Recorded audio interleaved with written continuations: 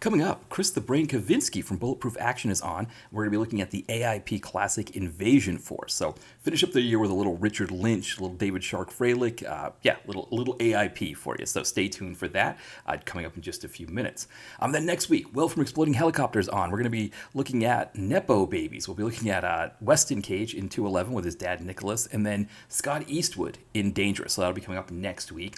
And then in 2 weeks, Ty from Comeuppets is on, and we're going to be looking at hip-hop stars in direct-to-video movies. So we'll be looking at Turf War, a.k.a. Lady Rider with Fat Joe, and then Blood Money with Pitbull. So that'll be in 2 weeks.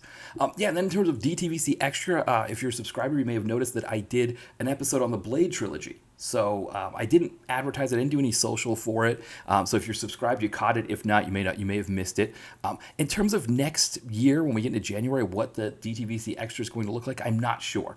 It may just be sort of these one-off ideas that I have, and what I might do. Like one idea that I was having is like maybe once the two most recent of those Sony Spider-Verse movies, Venom: Last Dance and Kraven, once those are available on streamers, I might do a couple episodes on those Spider-Man adjacent movies, because there seems to be a lot of fun to mine there with those. I know Madam Web we covered at one point, but overall that could be a fun thing. So I'll kind of see. And of course I'm always up for ideas. If people have ideas of franchises or series that I should cover, of course drop me a line, and I'll be happy to check them out as well. And then in terms of the site, I'm going to do Cash Out this weekend, that John Travolta movie that Ty and I covered on a recent episode of the podcast, just because it's in the can, it's ready to go. But if you look at that upcoming watched list on Letterboxd, you'll see kind of a lot of movies that I've done recently on the podcast kind of all stacked up there. I wouldn't expect that all of those are going to get reviewed in January, so I'm going to mix in some other things as we go. It's just a matter of me getting things watched. That's really the biggest thing, is making sure I get some things watched there. But yeah, I've got a to watch pile that I've got to start getting caught up on. So keep an eye out for that. So yeah, that upcoming reviews watch list, it's probably not as accurate. It's accurate enough that it shows you that Cash Out is there. But then from there, we'll kind of see what happens. Yeah, and then in terms of other things, I recently appeared on the Lambcast again. We talked about the new Nosferatu. So resident direct-to-video connoisseur was in the movie theater the day after Christmas. Went to a 9:30 a.m. matinee, so I got in there early. I got there before the theater opened. The theater opened at like 5 after 9, because you really can't open a movie theater on time. If the movie theater is supposed to open at 9, there's no way in Philadelphia that you could open at 9. You got to kind of slowly start opening those gates up at like 5, 10 after 9. But I also realize because I don't go to the movie theaters as often anymore. I didn't realize that there's a half hour worth of trailers, so I probably could have showed up at 10, and that's when the movie started and been fine. But anyway, keep an eye out for that episode, and of course I'll post it on socials and things like that. But it was a really fun conversation.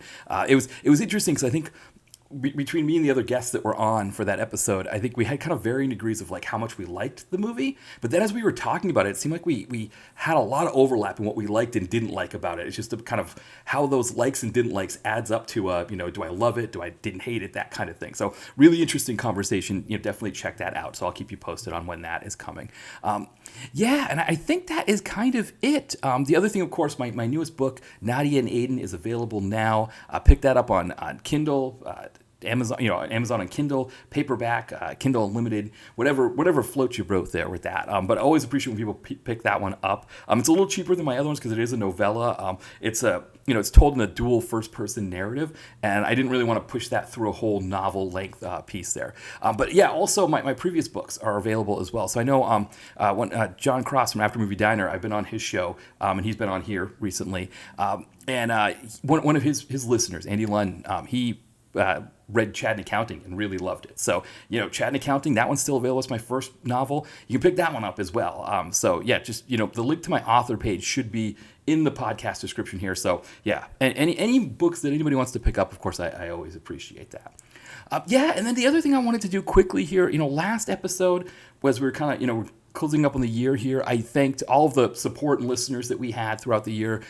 This one, I wanted to kind of take an opportunity to thank all the guests that we've had on this year, because, the decision in January going into February of this year to go weekly with a guest as opposed to every other week with a guest and every other week with the DTVC Extra, it really required me getting a lot of guests, obviously. We're talking about 4 to 5 guests a month, which which doesn't sound like a lot, but it definitely can add up. And so, we had a lot of really great guests this year. We had new guests, we had old guests, we had, old favorites that you had on the podcast for years, people that were on in the earlier iteration that we're now bringing back. And it just always been fun conversations. And I'm looking forward to next year to kind of further these conversations with all the guests that we've had, and maybe even bring on some new guests as well. So thank you everybody who's been on the show.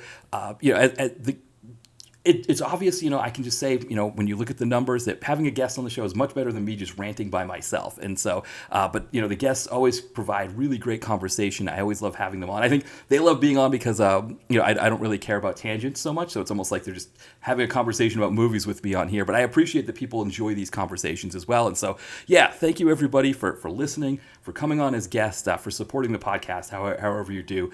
And again, when we get into next year, we're going to try to make it an even better year. We're going to try to take this thing to another level, however we can there. So, but thank you again for all of your support. Well, yeah, I think with that, why don't we stop here and have our theme song played here by John Cross from After Movie Diner, and then when we come back, Chris Kacvinsky is on, and we're going to be talking about Invasion Force.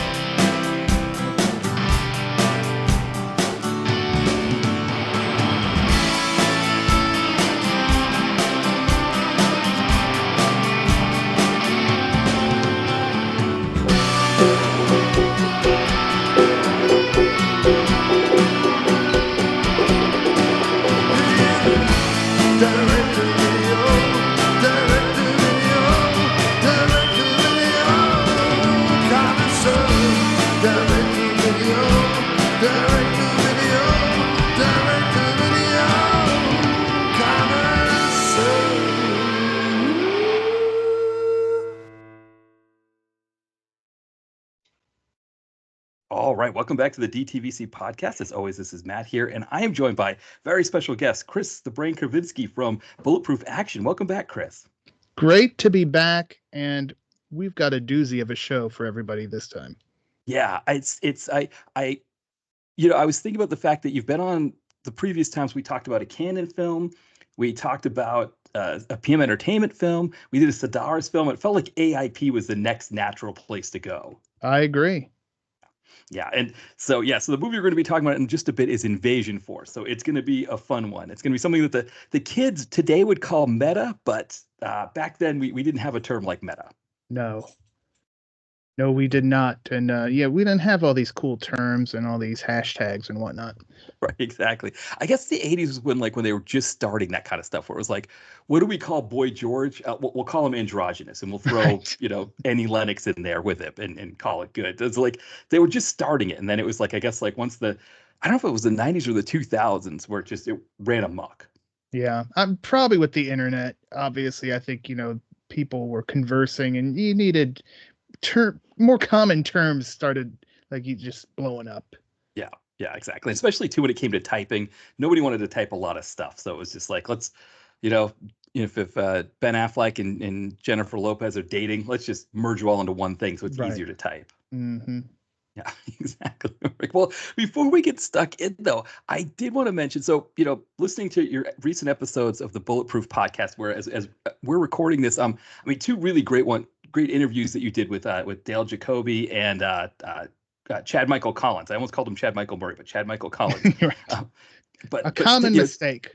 Right, exactly. But it would have been interesting if you had Chad Michael. I mean, I guess you could at this point. He's done enough action movies, but I think Chad Michael Collins was the better fit. You got more action material from him. Yes, and we hope to have him back on again as well, because when talking to him, he should be my best friend in the whole world. He loves 80s WWF and G.I. Joe. So, we're basically blood brothers. Well, and he provided nuggets on that show that I never would have thought about. Like when he mentioned, I don't know if it was you or one of the co-hosts who said that he looks like a natural when he holds a gun, and he's like, well, yeah, I grew up around hunting, and then he made the comment that a lot of his European co-stars, they don't grow up around guns, because I guess it's only like rich fox hunters that know how to use guns in Europe. I don't know who uses them, but I never would have thought of that before. That right. Because we've grown up in a world where guns, guns, guns. Right. Clarence Yeah. Boddicker might say.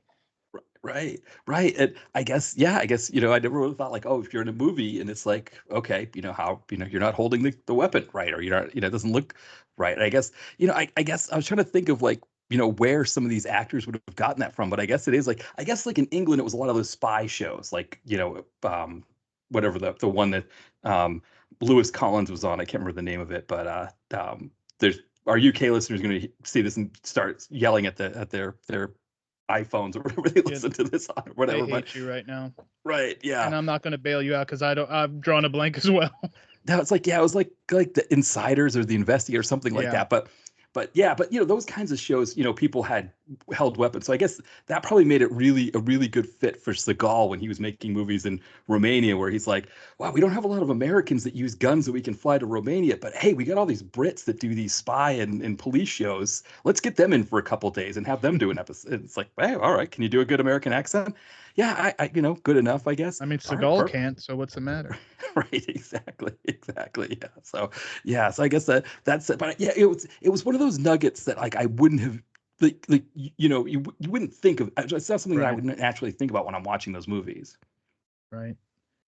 Yeah. But the thing I wanted to touch on was Gladiator, because that I think it's my new favorite episode of your podcast, which I guess it beats out Hercules Goes to New York. I guess that might be. Hercules in New York was earlier this year. I mean, Gladiator is one we had been meaning to do for basically all 5 years that the show has existed. And finally, we're like, we're doing it. We just got to do it. And we did it. And it was, one of our longer ones. And, we had Chad's crazy theory that tied in Home Alone to Gladiator. And what a fine film that is. It needs a Blu-ray. Somebody out there, MVD, come on. Somebody. Yeah. Well, and for people listening, this is not the Russell Crowe one. This is the 1992 bare knuckle boxing one. The best one of them all. Yeah.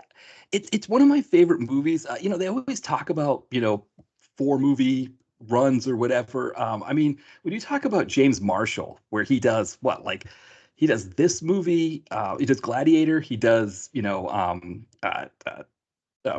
Few Good Men, Twin Peaks. I mean, he was, and then for some reason I'm drawing a blank. I'm drawing blanks on movies all over the place here. Wasn't he in like Lift? Isn't that what it was called? Lift. It was some elevator movie. Oh yes, that's right. He did that too. And I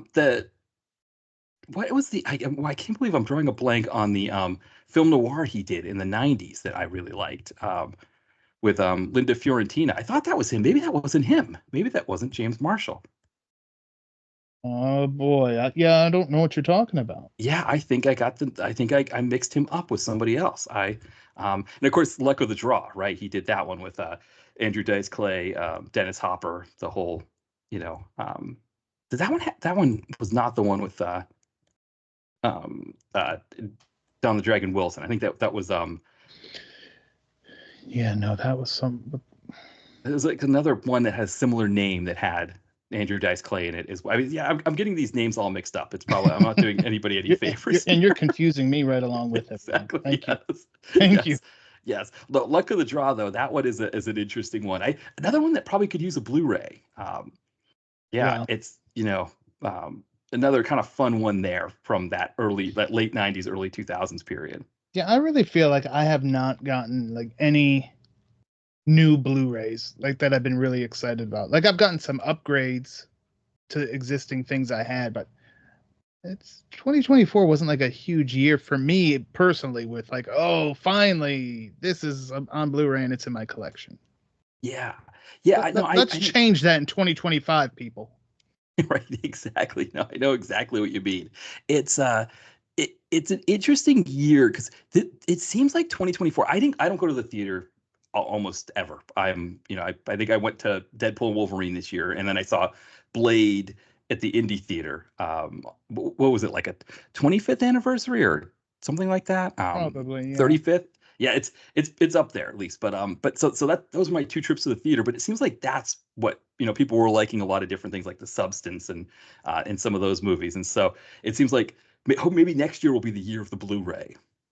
I sure hope. I mean, we did get. I shouldn't say nothing because there were the great Bruceploitation set. That's right. That came out this year finally. But like just standalone titles, no, nobody did nothing for me this year. Right, exactly. No, and then is this? We also got the China O'Briens this year, I think. You know what? Now Or you're was that making me last a year? liar. No, that is right. This year's felt so long, though. You Yes, are correct. I will stand corrected. I did get China O'Brien 1 and 2. I that's had right. 1, but I never had 2 because I don't think it was ever released here on DVD. No, no, it wasn't. No. And I remember for the longest time, I think it was like I'm trying to remember how I watched it to review it on the site. I think it might have been somebody uploading it onto YouTube or something. Yeah. Or no, I did get a VHS. I think I got the with that iconic like her in like the white shirt and black Mm. skirt Yeah, cover. I know I first watched it on YouTube and then it disappeared. Yeah. Like I got it and then I like went to go like rewatch it just for fun, like not having to sit there with my notes. And I'm like, I love that movie. I'm like, no, No. screw you. Yeah. They took it away. Well, you know what I've discovered happens a lot of times is it's not even the movie that you want to see that's the reason that it gets removed. It's some other movie that person uploaded. Like Mm. they may have just decided, you know what, I'm going to upload this sketch of Alec Baldwin doing an elf on doing Glenn Ross elf, and that'll be funny. And NBC will clip them for that, and then it's like, oh, their whole Their whole Cynthia channel gets, Rothrock collection gets clipped yeah, as well. it's a damn shame. Yeah, no, and I guess that's why, now we have the Blu-rays, so we don't have to be beholden to these YouTubers and their copyright infringements. Right. Yeah, exactly. Now I do have an update. I had confused James Marshall with Peter Berg, who was in The Last Okay. Seduction with Linda Fiorentina. So that's James Marshall. I'm sorry because Peter Berg is definitely not doing any bare knuckles boxing. Nah. No, yeah. So, uh, but yeah, I mean, the other thing about Gladiator that I love is the Brian Dennehy. Oh yeah. Yeah, he's just a great baddie, and it kind of makes the whole movie with, with James Marshall and his dad and like the baddies like writing a note on his TV set and all that kind of stuff that's happening, and then Dennehy's like the baddest of the baddies in this whole crew. Yeah, and you also have Robert Loggia. I mean, Yes. like, and they both still stand out. Like you could see either one of them being able to like overshadow the other, but no, they're so strong and great actors. They both get the chance to shine in this. Yeah. And I think for people who are, Roadhouse fans, I mean, Rowdy Harrington directed this. I mean, this is he has a pretty good 3-movie run when you look at it because he does Roadhouse. Yeah, he does a Tales from the Crypt episode. We'll kind of leave that to the side because it's TV. But Right. for films, it's Roadhouse, Gladiator, and then Striking Distance. So 3 interesting ones. An interesting triple feature that you could do on a night. Yeah. That's kind of like the Craig Baxley when he had his first 3 movies that just were right out the gate. The Baxley 3. Right. Yeah. Yeah, yeah. It's interesting with some of these directors that we don't, because it's sort of like when we talk about directors, we almost always talk about like these bigger names, and we get a big name we're going to be talking about here in a little bit, Mr. David A. Pryor. But we some of these guys like Rowdy Harrington, they kind of just knew how to make a movie for the late '80s that you could Yeah. watch for it's like they almost like age proofed their movies, so you Yeah. could just there's rewatchability there. Absolutely. And yeah, I mean, and that's the kind of movies I want in my collection. Those are the Blu-rays I want. The ones I could watch over and over and over again. Yeah, I mean, I can't imagine a time that I even like Striking Distance, which I kind of have as like the third amongst those 3 from Right. him. I can't think of a time that like if I were to flip through the channels and I see Striking Distance is on, that I would be like, unless I actually had something else to do, if I'm just killing time, I would keep You're gonna watching stick that. to it. Yeah. That's where Pluto is dangerous for me. I'll turn on Pluto and you have Lionheart on there. I don't care if I own Lionheart 3 different ways. I'm still gonna sit there and watch it with those stupid ass commercials, but I can't turn it off. Yeah. Well, because you know what I found the commercials do with Pluto is I start messing around on IMDb on my phone. Right. Exactly. Yeah. Yeah. And so before I know it, I'm back to the movie. Plus, I mean, we grew up with commercials on for Yeah, movies. that's another thing. Yes. Yeah. It's nothing new. No. So Pluto will get you. It's like, I've kind of left. I tried to stay away. Like, I'll sometimes put it on in the background, like MST3K or something like that. And even that, I'll just be like, oh, even though they've played like the same episode twice, they played Mitchell again or something like that. It's like I'm just kind of stuck watching it. Oh yeah, I mean, a couple years ago, about this time of year, I unfortunately caught COVID, and I remember all I did was sleep, and when I would wake up, I would turn on Pluto, and it would be either Over the Top, Scrooged, or Masters of the Universe, and I was watching it every time until Yeah. I passed out again. Right, Back to right, sleep. yeah. Yeah, it is kind of an interesting thing. I think that's part of the reason why movies today don't work as well for me as those movies back then did. Is Hmm. that they kind of hit that sweet spot of like an hour and a half to an hour 45 minutes. Like all the Beverly Hills Cops before this most recent one are all an hour 45. And so that seems to be like the perfect rewatchable period. But then there's just this mix of the actors, the nostalgia, and just like these kind of simple but engaging plots with actors that we want to see. It like I don't know, today's movies they just seem to be so involved, like they're just so concerned with making like a cinematic event Yeah. that like nobody wants to go to an event more than once. You just do the event and you did it. Right. Whereas like And yeah. yeah, Yeah, there's so many modern movies where I'm like, I enjoyed that, but how many of those have I actually rewatched? yeah, I could probably a handful, yeah. Yeah, I if mean, that. right, exactly. Like we were talking with Roadhouse, it's like every time that's on TBS at midnight or 1 in the morning, it's like, well, okay, I'll just watch this until I fall asleep. Wake up in the Right. middle of the night when Sedaris is on after or something like that. Exactly. Well, yeah. Now, moving on to our movie here. I mean, this, like I was saying, figured the next place for us to go would be AIP. I guess after this episode, maybe we go to like a Conquered New Horizons or something, or like a Right. Imperial or something. Uh, but when you hear AIP films, what do you think, or what comes to mind for you? I think Deadly Prey is probably the jewel in their crown. Uh, but yeah, I think of like they had no delusions of grandeur over there. It seemed like they're just a bunch of people who wanted to make action movies. They weren't trying to change the world. They weren't trying to take over Hollywood. They just wanted to make action movies, and they enjoyed what they were doing. And I think that comes across in many of their films. I think especially in the one we're going to talk about today. Yeah, for sure. Because you're right. Like there's, you think of like canon, obviously, Golan and Globus, they were always reaching for the moon. And it was just Right. always like, okay, we're going to mortgage the future on Over the Top. And then we'll mortgage the future on the next movie to pay for Over the Top, and it was like they kept kind of, they weren't content enough for the Death Wish films and Invasion USA and stuff like Right. that, which, of course, we got Richard Lynch coming up here in this, so that'll be another good one for those, for Invasion USA fans. But they were always reaching for the stars, and then PM was just like, we're gonna put everything in the budget into explosions, and then we've got this like shooting star of a stunt guy, Spiro Rosados, and let's just get all of these actors who can't find anything else to do, that and give them some creative control, and let Spiro Rosados just set some stuntmen on fire and blow some stuff up, and they had magic there too. And yeah, AIP doesn't really fit either of those. AIP, like you said, it's like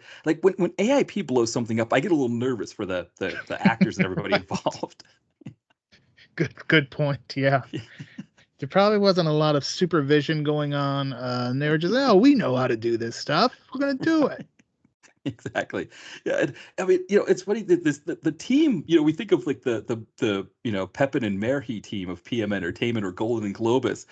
This team is a fascinating one too, because we've got David A. Pryor, who did he directed a lot of these. Sometimes he wrote them, sometimes he didn't. And then David Winters, who was in West Side Story, who's like producing all these films as well. Hollywood is a strange journey for some people. Yes. Yes. I mean, the last film he ends up doing is Dance and It's On, which does in fact have an exploding helicopter in it. That's why I discussed it on Ah, the yes. yes. So and Gary Daniels. It had Gary Daniels in it as well. I Oh, guess the yes. So yeah, of all things. But I mean, I always think of Space Mutiny on MST3K. They mentioned David Winters, but I mean, of all people to be producing these like low budget, just Rambo ripoff action movies that they were doing at AIP, David Winters was the guy. yeah, AIP, like they had like Troy Donahue, right? Yes, And yeah, yeah, he did. But yeah, like here's a guy who was in Godfather Part 2, like one of the greatest movies ever made. right. And he's also in Deadly Prey. Yes, The yes. hell's going on? Yeah, yeah, it's amazing. I never thought of that because you've got Winters in West Side Story and Donahue in Godfather 2. So you've got like two of AFI's 100 years, 100 films. Um, and these guys are in these movies making these, I mean, which, I mean, they're so much fun, I think. I mean, the other thing, of course, too, is that, you know, Deadly Prey is the one that everybody knows a lot. Unfortunately, I think that's the one that's gotten like the love in terms of Blu-rays and things like that. But I think the other ones are starting to get Blu-rays, but like Invasion Force is on Tubi. I think more of these movies getting on Tubi and people being able to discover them, I think, is a good thing. Right. Yeah, I'm trying to think of where it probably was Tubi that I found this one. Could have been YouTube, but yeah, I was like, what? Okay, yeah, I've had some good luck with AIP. Let's give this a whirl, and it ended up being like my favorite. I think I like it more than Deadly Prey. Right, right. I agree with you there because the interesting thing about Deadly Prey is that watching it recently, I couldn't tell how much if it was like kind of more self-aware than I initially thought, and it was more tongue-in-cheek than I initially thought, which it's hard when you don't know if that movie's tongue-in-cheek or not. I mean, obviously, yes, if a guy's ripping somebody's arm off and beating them with it, that's probably tongue-in-cheek. Right. But some of the other stuff, like the eating the worms, it was like I probably should have figured that out from Rambo that was supposed to be Yeah. tongue-in-cheek.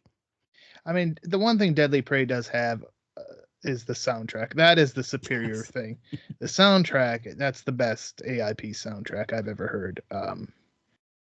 But yeah, I do. I prefer Invasion Force just a bit more than Deadly Prey. Yeah.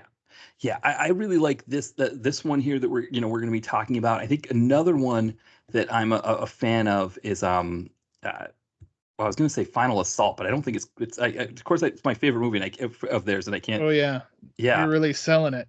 I know. I love this movie that I don't know what the name of it is, but it's Exactly. awesome, everybody. Yes, And it might exactly. have James Marshall in it or Peter Berg. I'm not really sure about that either. I know exactly. It's one of those things where I'm like, I'm gonna I should probably be taking notes on these things, and it's like, well, yeah, Final Sanction was the name of it. It's the one Okay. where David, where the brother Pryor, Ted Pryor, is like eating hamburgers while Robert Zadar is this like Russian machine, and the two of them have it out one on one, and that's how we're going to solve the Cold War. Yeah, I've never seen, come across that one, but I don't have yet to watch it. So I might have to put that on my list of things to watch. I think the Zadar factor it just makes it a whole nother level. It also has Renee Klein from this film in it, so Okay. yeah, she plays a lieutenant. So Oh, and William Smith. yes, that's right. William Smith is the Russian. He's the Russian who's training Zadar. So he trains him into like a one-man killing machine. Naturally. Okay. Yeah. Well, yeah, I'm sold. Yeah, exactly. It's a fun one. I don't know if I like that one better than this one though. To be honest, as we get in on this one might be my new favorite for AIP. Yeah, well, yeah. I guess we'll get stuck in here. I mean, with Invasion Force, maybe we'll kind of. I'll just jump right in, I guess, with the beginning of the film, because I think if I do a synopsis, it'll give the whole thing away. Yeah.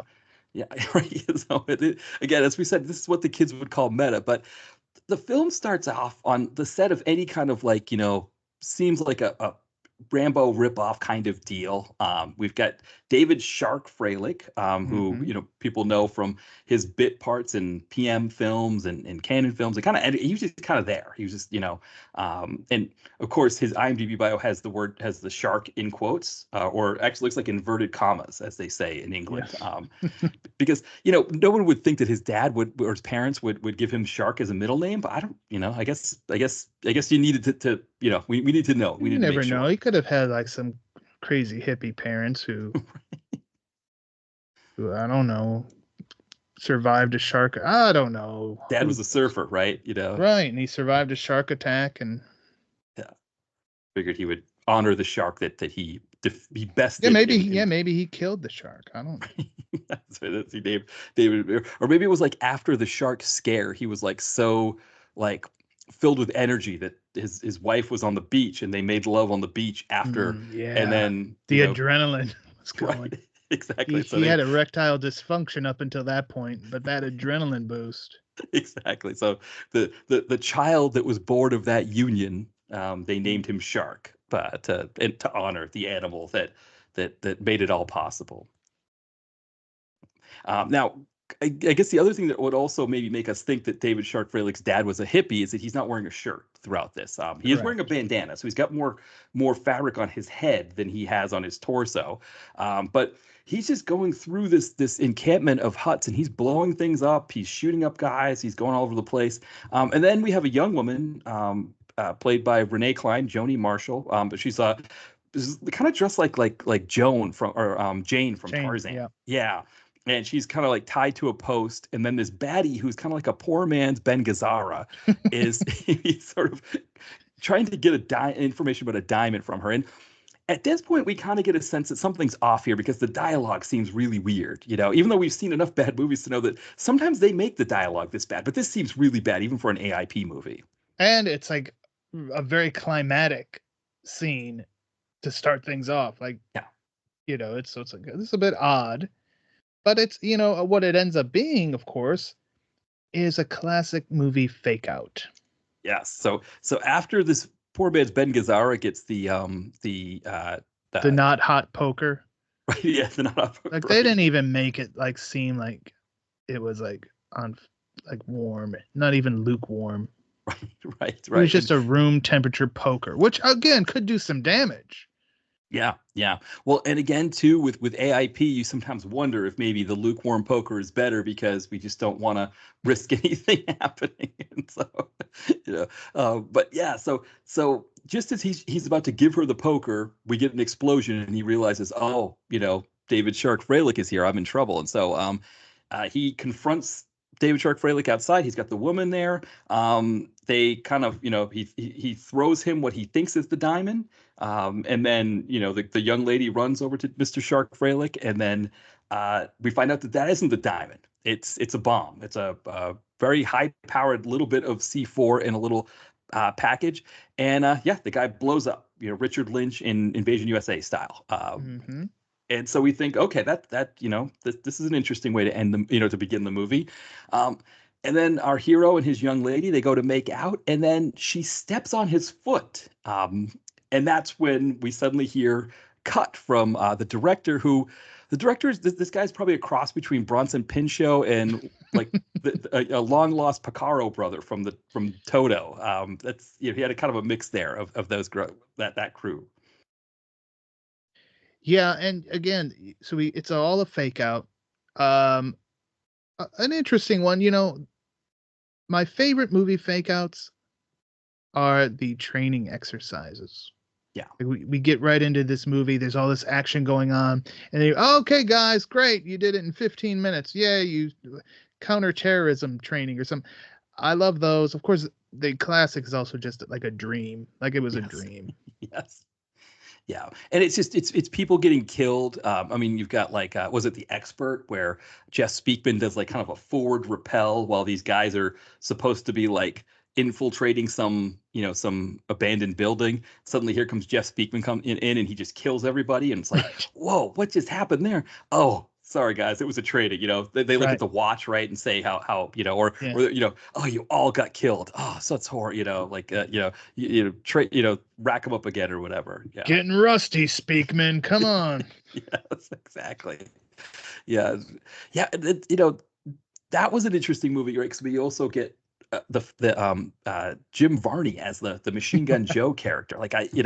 So we get the fake out at the beginning, and then we get a Jim Varney that we weren't expecting. Sometimes movies really can be magical.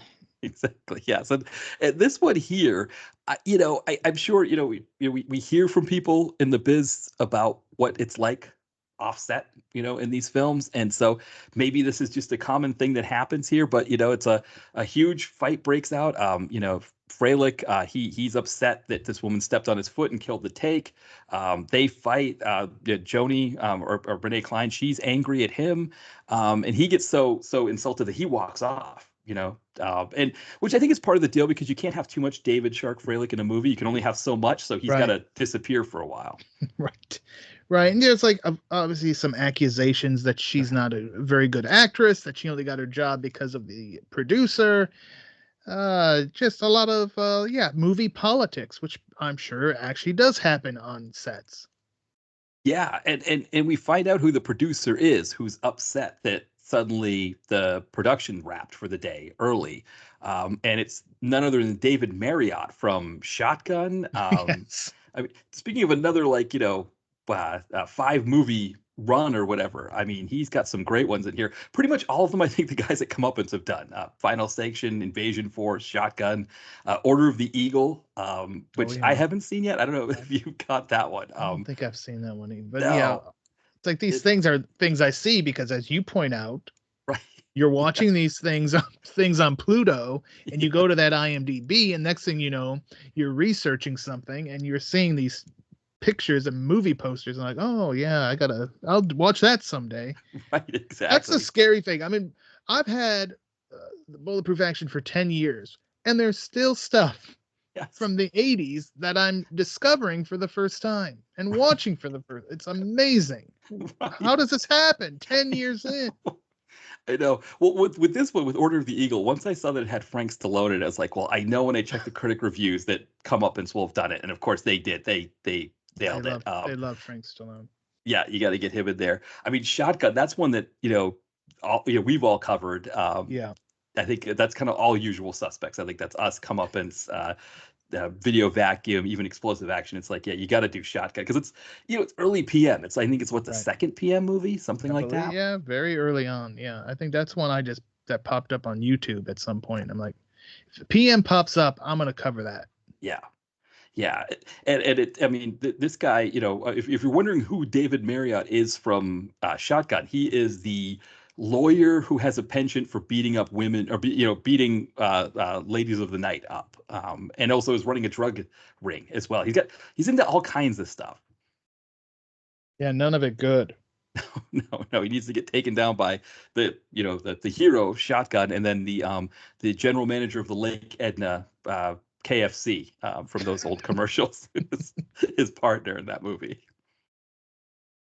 But yeah, but this scene, I guess we've got two scenes that kind of come at the same roughly the same time, right? We've got the producer played by Rocker from Shotgun, who is telling our Bronson Pinchot Picaro brother director that he should be wrapping this movie up, that he's taking too long to shoot the film, that time is money, all that jazz, and he's accusing him of saddling the director's accusing Rocker of saddling him with his girlfriend, played by Renee Klein, saying like Hmm. she's not a great actress and I'm only casting her because she's your girlfriend, which yeah, all that kind of stuff sounds like it must happen in these movies. Oh yeah. Yeah, Oh yeah. It has to. yeah, yeah. And I feel like Randall Emmett must have seen this movie. I mean, I've heard that like he became a jerk off. He learned his jerk off ways from Mark Wahlberg, but I also feel like he must have watched David Marriott's character in this film and said, "That's who I'm going to be when I'm a movie producer." Stranger things have happened, so I believe your story. Yes, exactly. But at the same time, we're kind of meeting the crew, and some of the other cast members. And so, because none of these people have pictures on IMDb, I'm like trying to sort them out. But we have a bald guy with a goatee, who I believe was he Doug, I think. Doug, and he was played by Douglas Harder. And his So character that was Doug Harder. yeah, so it was just him. So yeah, that's what I was starting to think. Like, are these just actual AIP crew people? Yeah. Well, like William Zip and Ted Pryor were also just AIP crew people, and it was just like, you want to act in the movie too? That's fine. It was it's kind of like Art Camacho, who I believe one of his earliest roles was as one of like this of the army in Man Killers.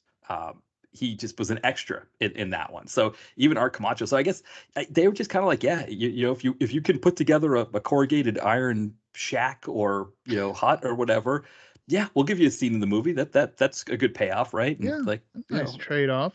yeah. Now now when he's talking to the chef who is like cooking food on a grill there, and it turns out that it's chicken again. He just keeps making chicken. Sounds like he's trying to make an Asian style chicken, but it's just chicken. Right. Chicken's good though. I like chicken.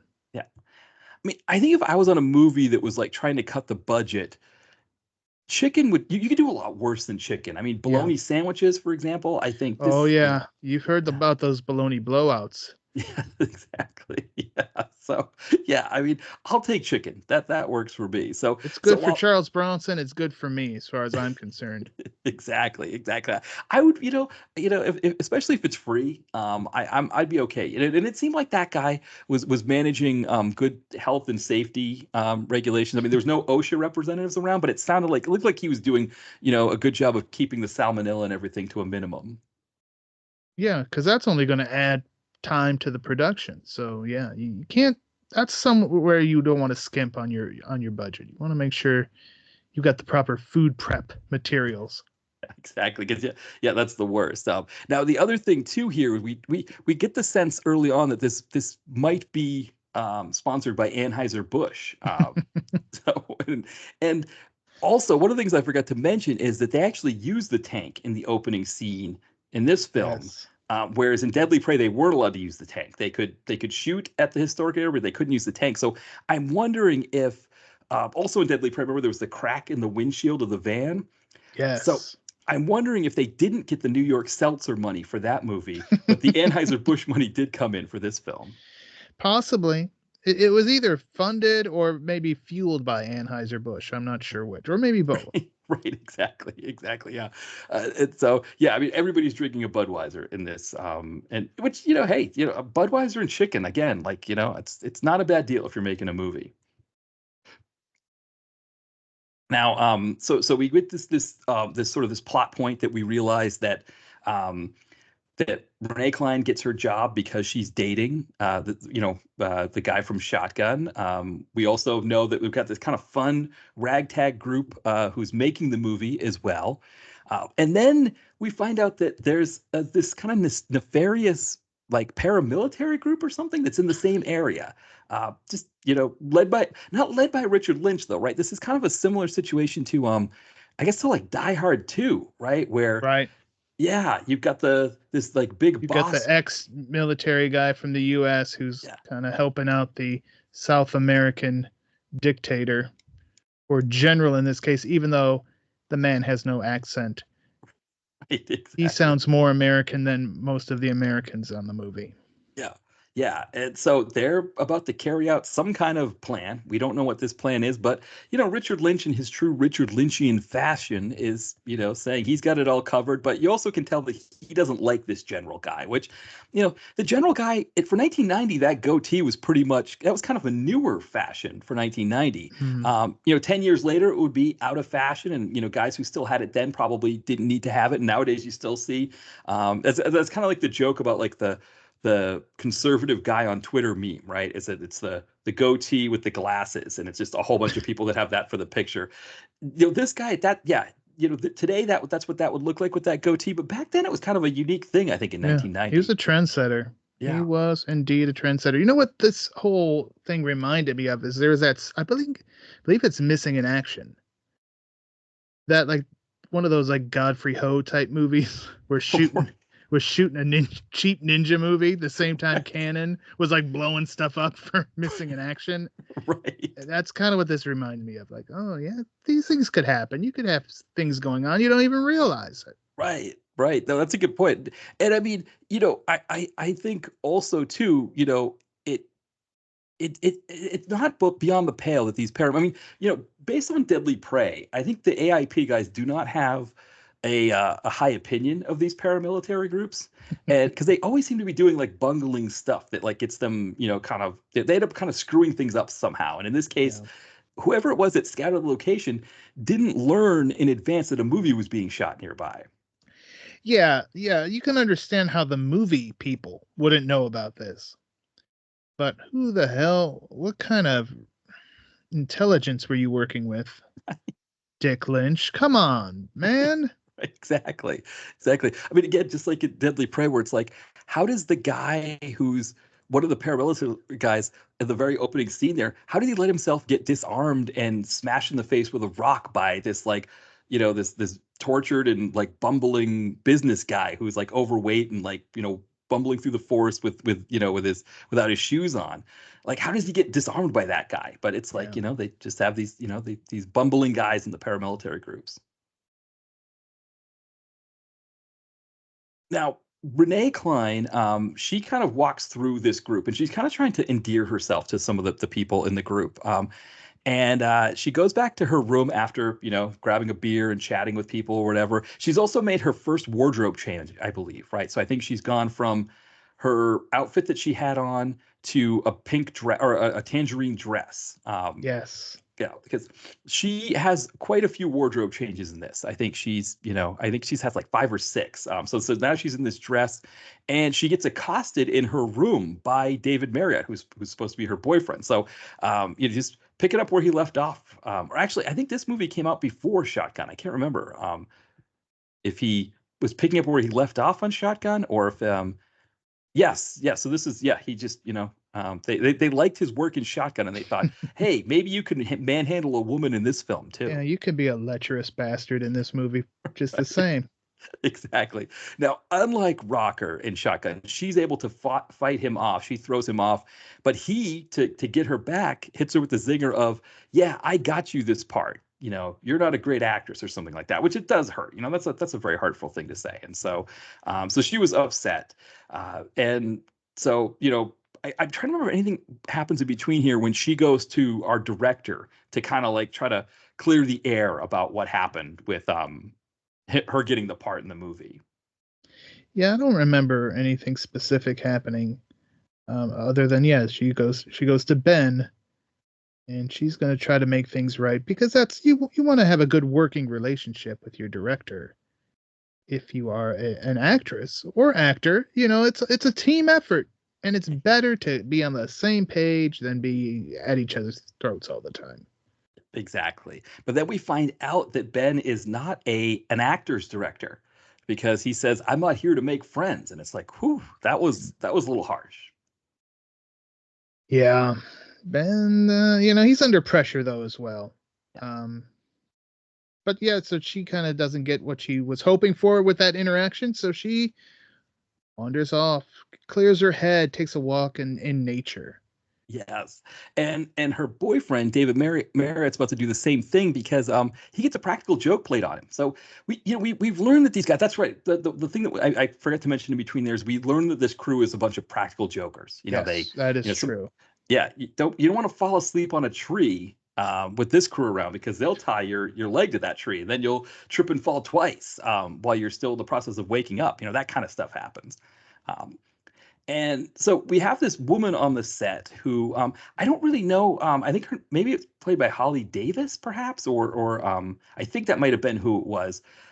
She really, to give people an idea of who she is, pretty much any morning drive radio show from like the late 80s, early 90s, from any like mid to small city radio station, she was the co-host. This woman, every co-host looked like her, I think. They were named things like Courtney and Lisa or whatever. That's who she was. Yeah, that's a good description. You're on top of your description. You don't have your facts right tonight, Right. but you Yeah. got your descriptions down. Yeah, I don't have my movies down, but yeah, I can give you a sense of what you're seeing without actually watching the movie. Yes, and so this woman is suddenly struggling with it. She's had her throat slashed, and she's going to David Marriott for help. Which, if she had seen him in Shotgun, she wouldn't be doing this. At least that's what we think. Right. But what we find out is that actually she's not really had her throat slashed. It's all a joke. Because again, this crew, they play tricks, and she actually peels off the scar on her neck. So the blood is still there. There's blood all over the place, but there's suddenly like this like section of clean neck that is there, revealing that she was never had her throat slashed. So, David Marriott, hey, that was a horrible joke to play on me. I'm really upset. I've got an Australian accent. I don't think that, just because I have an Australian accent doesn't mean you should be picking on me. Right. Yeah. But And they're wasting, but he should be pissed that they're wasting budget yes. using the effects just to screw around. Come on. Yeah. Yeah. He's for a producer, I think he's more in it to get the chicks than he was in terms of like, and throwing his weight around, but not really no attention to detail. That's a good point. Yeah. But he decides he's got to go off in the woods himself and just happens to notice that his I guess maybe now ex, maybe still, maybe, I guess they've just had a fight. He forced himself on her. She threw him aside. They're going to patch things up, they think. but also Richard Lynch and his crew are getting ready to advance. Their military is advancing in the woods, and so as Joni is talking to her boyfriend Rocker from Shotgun, next thing she knows, he's been plugged between the eyes with a bullet, and he's dead, just kind of out of nowhere. Um, but to her credit, she takes it in stride pretty well. Yeah, I mean, yeah, she hits the line, "Why don't you drop dead?"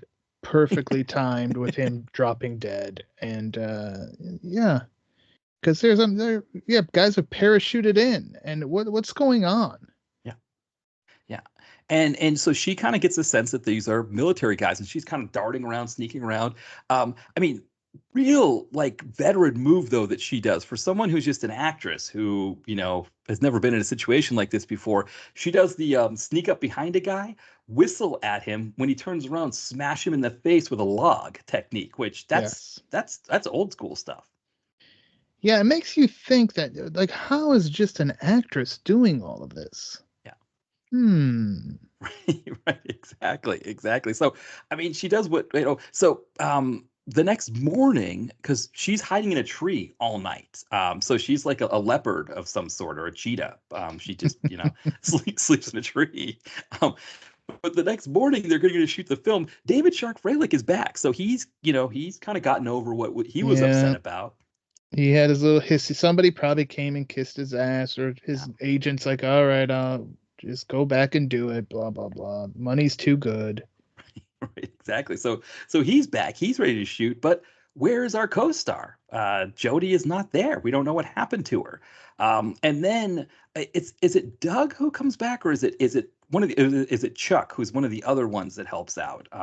Or Billy? It's one of the crew that shows up and says to Ben, like, "Hey, she just showed back up here. She looks pretty scared. She's a little freaked out, but she says she spent all night out in the woods, and she wants to talk to you." And he's kind of like, "Why isn't she just here shooting the scene?" He's like, "Well, she's got to talk to you." So okay, he falls over there, and she explains that no, there's some paramilitary guys that parachuted in and killed my boy, killed the producer of this film. So we don't even know how we're gonna get paid now. And maybe we need to go investigate what's going on.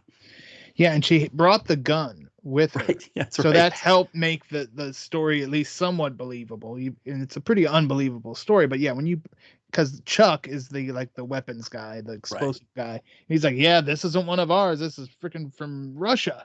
Right. Uh, Right. and that's like, okay, well, this at least warrants checking out what's going on. Yeah. Yeah. So Chuck, Ben, Joni, and then Doug, our bearded fellow.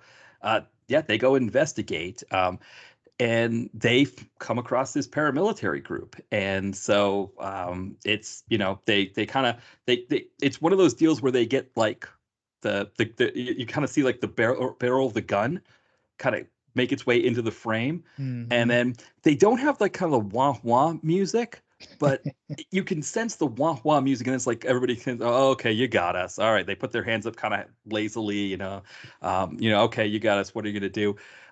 But then Ben surprises us too. I was not expecting Ben to kind of, wait for his moment, slap the barrel aside, and attack one of the guys. Yeah. Yeah, Ben steps up. I mean, Ben is the leader of this film crew, and he's taking it very seriously because he goes to it, and Yeah. it costs him though. Yeah. But it allows his friends, or well, they're not really. He's not there for their friends. His crew to make it back. Yeah. Yeah. And I was kind of wondering, I mean, out of the directors that we see, I mean, obviously I think Art Camacho, he could probably handle himself, in a fight. He could manage this kind of situation. Jesse V. Johnson and, Isaac Florentine, they're probably pretty good. I don't know about Coyote Waxman. We talked about him being like the director with he's like the guy, your friend with the pickup truck who's like, "You need me to do a Seagal movie." Um, yeah, I feel like he'd be like, "Byron, man, can you do this for me? I don't know if I want to fight this guy." I think Sam Furstenberg would kick everybody's ass. Yeah. No, that's a good point. Yeah, Furstenberg definitely. He would. Yeah, he would mess around there. Yeah, I was trying. I mean, yeah, Albert Pion. I don't know. I don't even know what would happen in that situation with him. He probably wouldn't even believe that it was happening. He probably. I don't. He might just weird them out. He might do something weird that they would Yeah. just be like, we don't know what to do with that. He might just call him Brick Bardo, and they'd be like, "Why you keep calling me that?" Right. Yes. Yeah. Yeah. He would have, yeah, maybe his mainstays would come and save him, right? Like Tom Matthews and Norbert Weiser and that whole crew would, yeah. Yeah. I mean, Ben is, this is, I guess, it would have been interesting if we'd had like some kind of backstory on Ben that like he, was like an Art Camacho type who kind of came up as a stunt guy. But we don't really get that. It's, you know, he just starts doing this stuff the same way that Joni just starts doing this stuff. They just start, yeah, managing that. Now, the other thing too we get is that Doug brags about his abilities as a sniper, and Yes. he says that he can shoot the rocket launcher and blow it up because the baddies have a rocket launcher. Which I completely forgot that one of the best scenes is that when Ben and company are going to investigate the the military guys, they send one of the PAs down to the town nearby to call the Right. police. And it turns out Richard Lynch has the whole thing blocked off. And so this poor young man, he's driving. He just happens to see two military guys at a roadblock. And well, he's on the radio telling, I think it's Billy or Robert, from one of the other guys in the group who stayed behind. The guy's like, "No, get out of there. There shouldn't be military people at a checkpoint. You need to get out of there." But before he realizes that they give him the old They rocket launcher and blow up the car. blow him up. Yeah, it was like classic A Team where there's like only one way in and one way out, and they Right. had it blocked off. Right, exactly. And I mean, to be fair, as this movie goes on, our crew kind of A teams their way out of this situation. They do. Yeah. Yeah. Yeah. So we do get, I mean, there's no welding. That's the only thing that this movie That's is missing. yeah. So, spoiler alert for people listening, there is no welding, unfortunately. But yeah, so Ben gets captured. He gets shot in the arm, but actually when he gets shot in the arm, That is blood it is instant. right? Exactly. He's got like a whole sleeve of blood Right. instantaneously. Yes.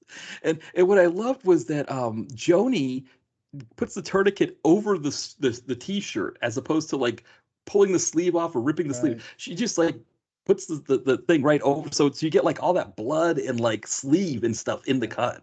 Yeah, Ben had a no skin clause in his contract. Exactly. Yeah. So you gotta, he's too good for that kind of thing. Yeah. And I think that was also the third outfit Or for maybe Joni. Shark was like, I'm the only one going topless in this Right. movie. Exactly. Right. I wonder if he saw maybe Ben was ripped and we didn't know it. And Right. yeah. And so Shark was like, no, we can't do that. I can't have this guy next to me flexing and all that. I mean, that seems like a Troy move. I don't know if it's a Shark move, but it definitely would be a Troy move. Right. That's a good point. That's a good one. Yeah, cause that's right. The Shark, I think, he seems a little bit more humble than Troy, the character in this movie. Right. Right. Yeah. He's much more willing to play a supporting character.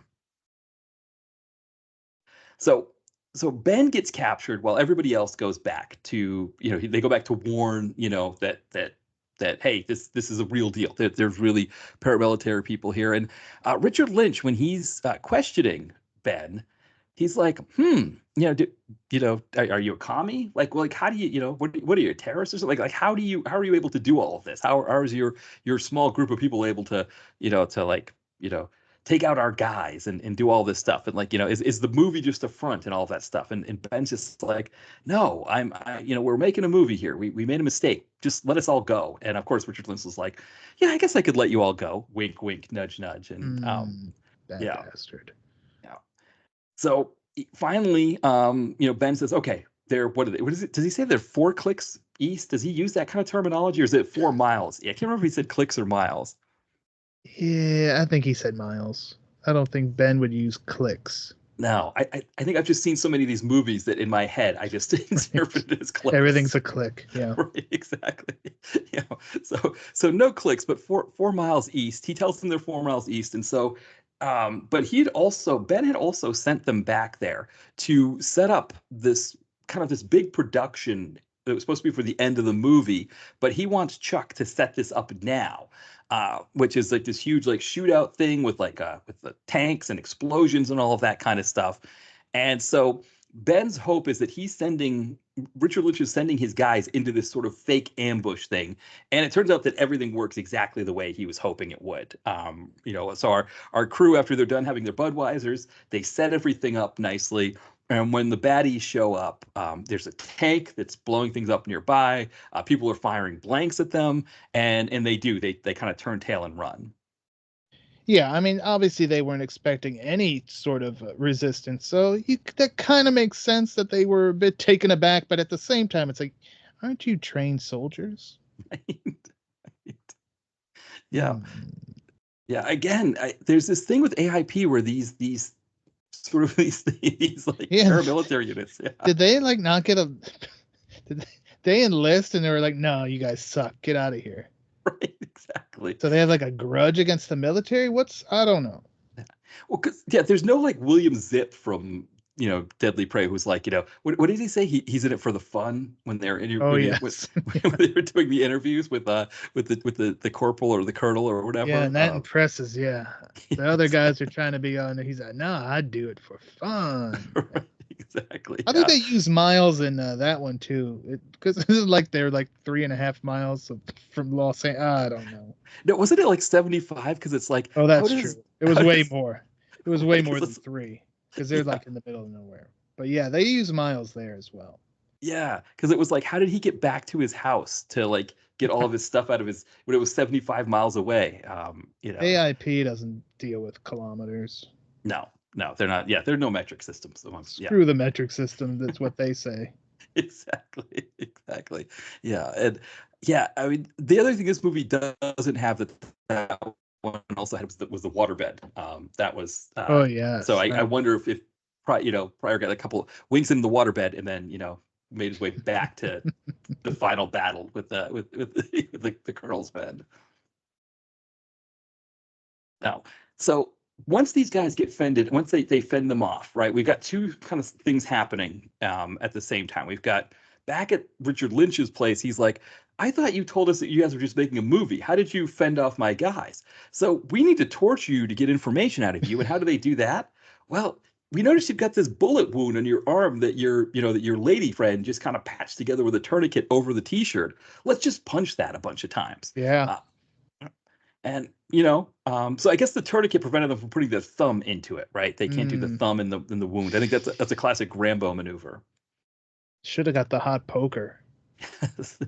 Right. I guess that's what we established, right? Is that they're only warm pokers, and I think a warm poker into a bullet wound though would probably still hurt. Yeah, it might actually help seal it up though. But so you want the just room temperature one and stick the pointy end right in that would hurt. Yeah, you'd give up on anything. But of course, in Ben's case, this is the classic. He's got nothing to give up. Yeah, he was telling the truth.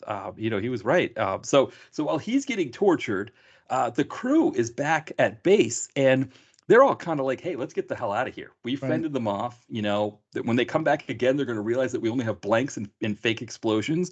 So we're not going to be able to fend them off again. I mean, leading the charge of the cut and run crew is David Shark Freilich as Troy.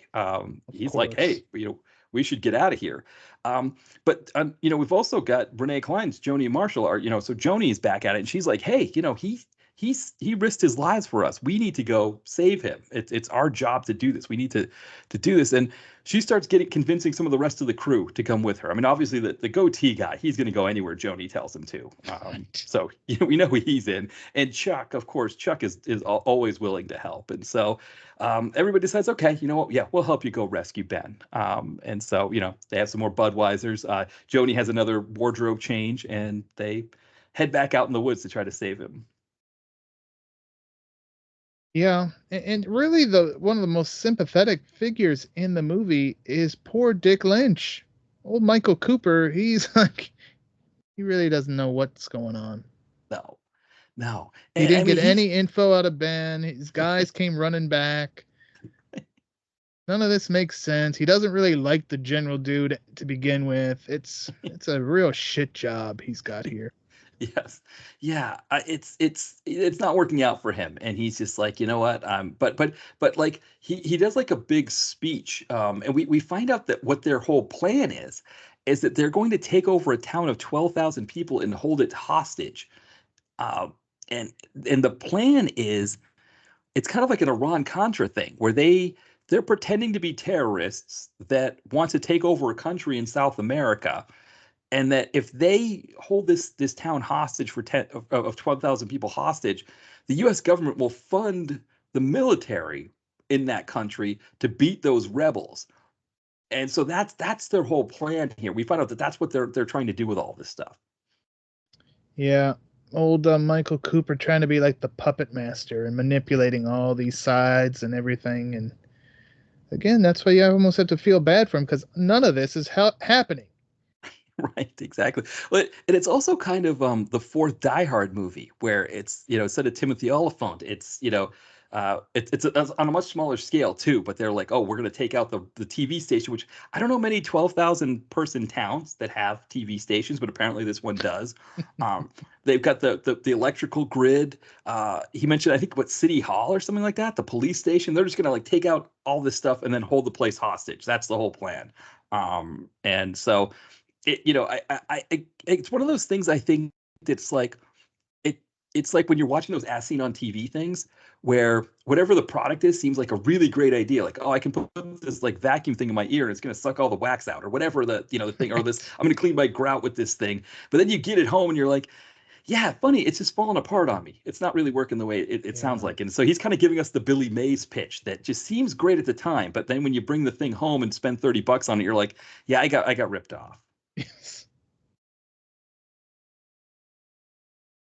So our heroes are making their way out. They're gonna try to save the day here. And I'm trying to remember.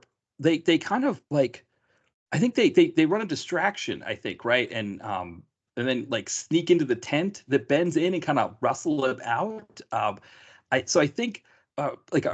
Doug, right? Doesn't Doug do something to distract them or something? I can't remember exactly what happened, but I just remember them just sort of hustling him out of the tent. Yeah, that sounds about right. But yeah, I'm not having any huge recollection of what Doug actually did. But I mean, Doug, he's just a character. He could probably just, I don't know, he could have danced a jig or something. I don't know. Right, exactly. Yeah, because he's we get the sense that Doug is tells a big tale, right? He makes it sound like he's larger than life, But now when push comes to shove, maybe he can't deliver on these big larger than life things, but he's always dependable. He's always going to be there for you. He always seems to want to tell you about his sexual conquests. Mm-hmm. But Ben doesn't usually have time to hear about it right then and there. Exactly. That's right too.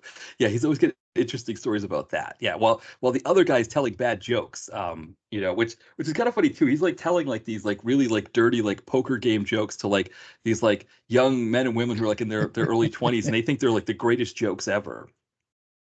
Yeah.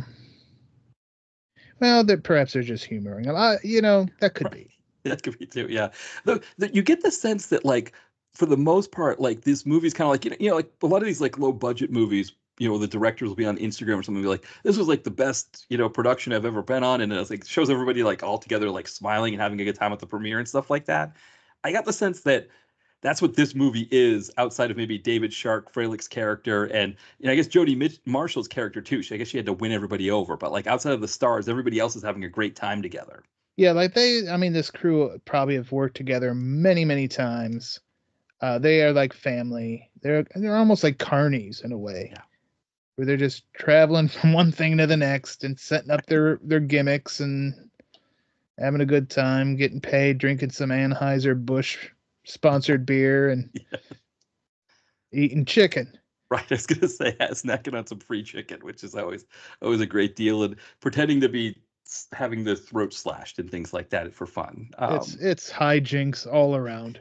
Exactly. And so, yeah, so they do some hijinks to get Ben out. And so they've escaped with him. And so they've escaped everybody, and they're kind of in the woods now. And there's a sense of like, what are we going to do? Because these guys are going to get us eventually. We can only do so much as a as a film crew who's just kind of faking it, right? We can only do so much. And then Ben gets this Grinchy idea of like, hey, no, wait a second. Maybe faking it is exactly what we need to do. Aha. That's right. They've got all kinds of blanks. But what if the other guys had the blanks? Yeah, which again How do those blanks fit in the? I mean, I don't know a lot about guns. I'm no Chad Michael Collins. Did their blanks fit in that gun? These Russian guns with these American right, because that's right. I completely forgot. They had M16s, didn't they? Right. So why would they? But you know what? That's probably where you're supposed to not think. Exactly. Just grab another handful of popcorn, shut up, and watch the damn movie. That's right, exactly. So we go to the next day, and everybody's kind of hiding out. They're kind of doing their thing. Yeah, some of the things I kind of forgot to mention along the way, like talking about the Anheuser-Busch sponsorship. There's like a cookout thing that they have at night where there's just a massive Bud Light can, or no, no, not Miller Lite, Busch beer can. It's like almost like you're going to like spring break or something. It's like there's the Busch beer tent or something. Yeah, yeah. What was that? Promotional? Or did they get that from the rib cook-off the day before? Like, hey, can we buy that from you? Yeah, I mean, maybe the woman who's playing the morning drive co-host, like she got it from a remote that they did a couple weeks before. Yeah, exactly. So yeah, grand opening of the new supermarket in town. Right, exactly. We're on location. Yeah, here we are. So yeah, Anheuser-Busch is sponsoring. Yeah, hey, Mr. Pryor, if you need a big, well, yeah, no, that would be perfect. We might even get more money out of them for that if we say we're using that. Yeah, and I was trying to think if there's anything else along those lines that we like, that just thinking about kind of as we're going through like kind of little things like that happen. But I think really now we're kind of in kind of getting into like the end of the film here, and this is when our hero they encounter Mr. Lynch and his baddies, and the general's there as well. He is, without his accent. Exactly. And so and they're kind of bickering still, right? Like there's one of the things I did forget to mention is when Richard Lynch is telling everybody about this plan to take over this town, the general shows up and he's like, why wasn't I briefed on this meeting? Which, from the corporate world, that's a toxic manager when they start scheduling meetings without you. And so the general kind of knows something's up here. And that's going to come into play. This is a very smartly written script, folks. Right. Yeah, exactly. Yeah. So now that the general and Mr. Lynch are kind of, they're kind of at each other. There's a little bit of dissension there in the groups. But when they come across Ben and his crew, they start firing. And first person to get it is Doug, I think, right? He's if it's not him, it's one of the other ones. I know our morning drive lady, she gets it. Everybody starts getting shot. Like all the best characters are dying. Yeah. What's going on? Because at this point, we don't know about the switcheroo. No. And we've grown to love these people. This is not your average action movie where like people are going to get killed off, right? That like, right. The partners, the main guy's partner, he's going to get killed, or anybody that helps the hero, they're going to get killed. That poor guy in the wheelchair in one of the Blood Fists. I don't know if it was 5, I think, who the moment he helps Don the Dragon Wilson, he's dead. Yeah. We don't want to see anybody. I mean, even Mr. Shark Fralick, we don't really want to see him get it. Right. No. And we should point that out because when Ben had that idea, it was like the classic, right. Where it's like they all huddle together, but you can't hear it. Like right. We're not privy to that information at this time. Right. Exactly. It's like a sitcom or something. Like, oh, I know what we're gonna do, and they all huddle in, and we cut to commercial. Right. Or the next scene kind of swoops in like Terrence Stamp in the floating parallelogram in Superman 2, right? In the next scene. Right? Yeah, exactly. Yeah. That's kind of what we get. And that's what I think when people start dying off at first, because we're just so used to that in an action movie, it's like, oh, these are our favorite people getting killed. This is horrible. Right. But then it's almost like it's too many of them. It's like, what? Right. There's not gonna be anybody left. Right. Are we gonna say that Richard Lynch won the movie? Like that just seems to be an odd way to end the movie, to have him sort of raise his arms triumphantly over this whole dead cast here.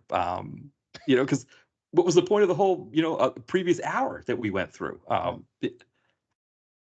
But then Ben is there, and suddenly it starts to unravel.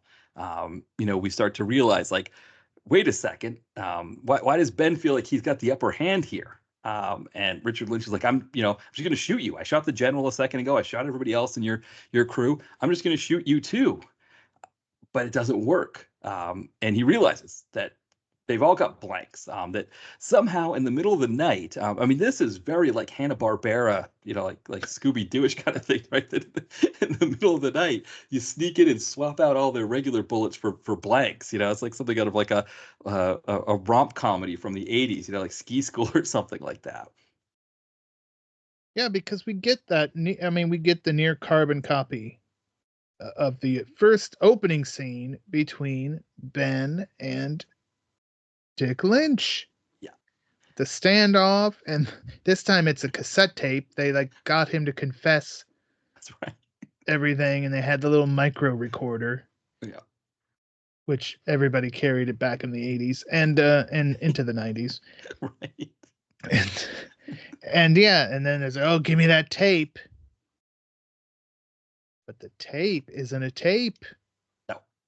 No, it's, again, Chuck works his magic here. And, when Richard Lynch is holding Joni at gunpoint, which is interesting too. We found that part of the reason why Joni is so good at, we get two reveals about her, right? Like early on in the film, we find out that the reason why she's so adept at these sort of military situations was she was an army brat, which right. It doesn't make a lot of sense. My dad, is in construction, and I can't build a birdhouse, but my dad can build additions on things. He can do all that kind of stuff. So just because my dad can do something doesn't mean I can do it. Right.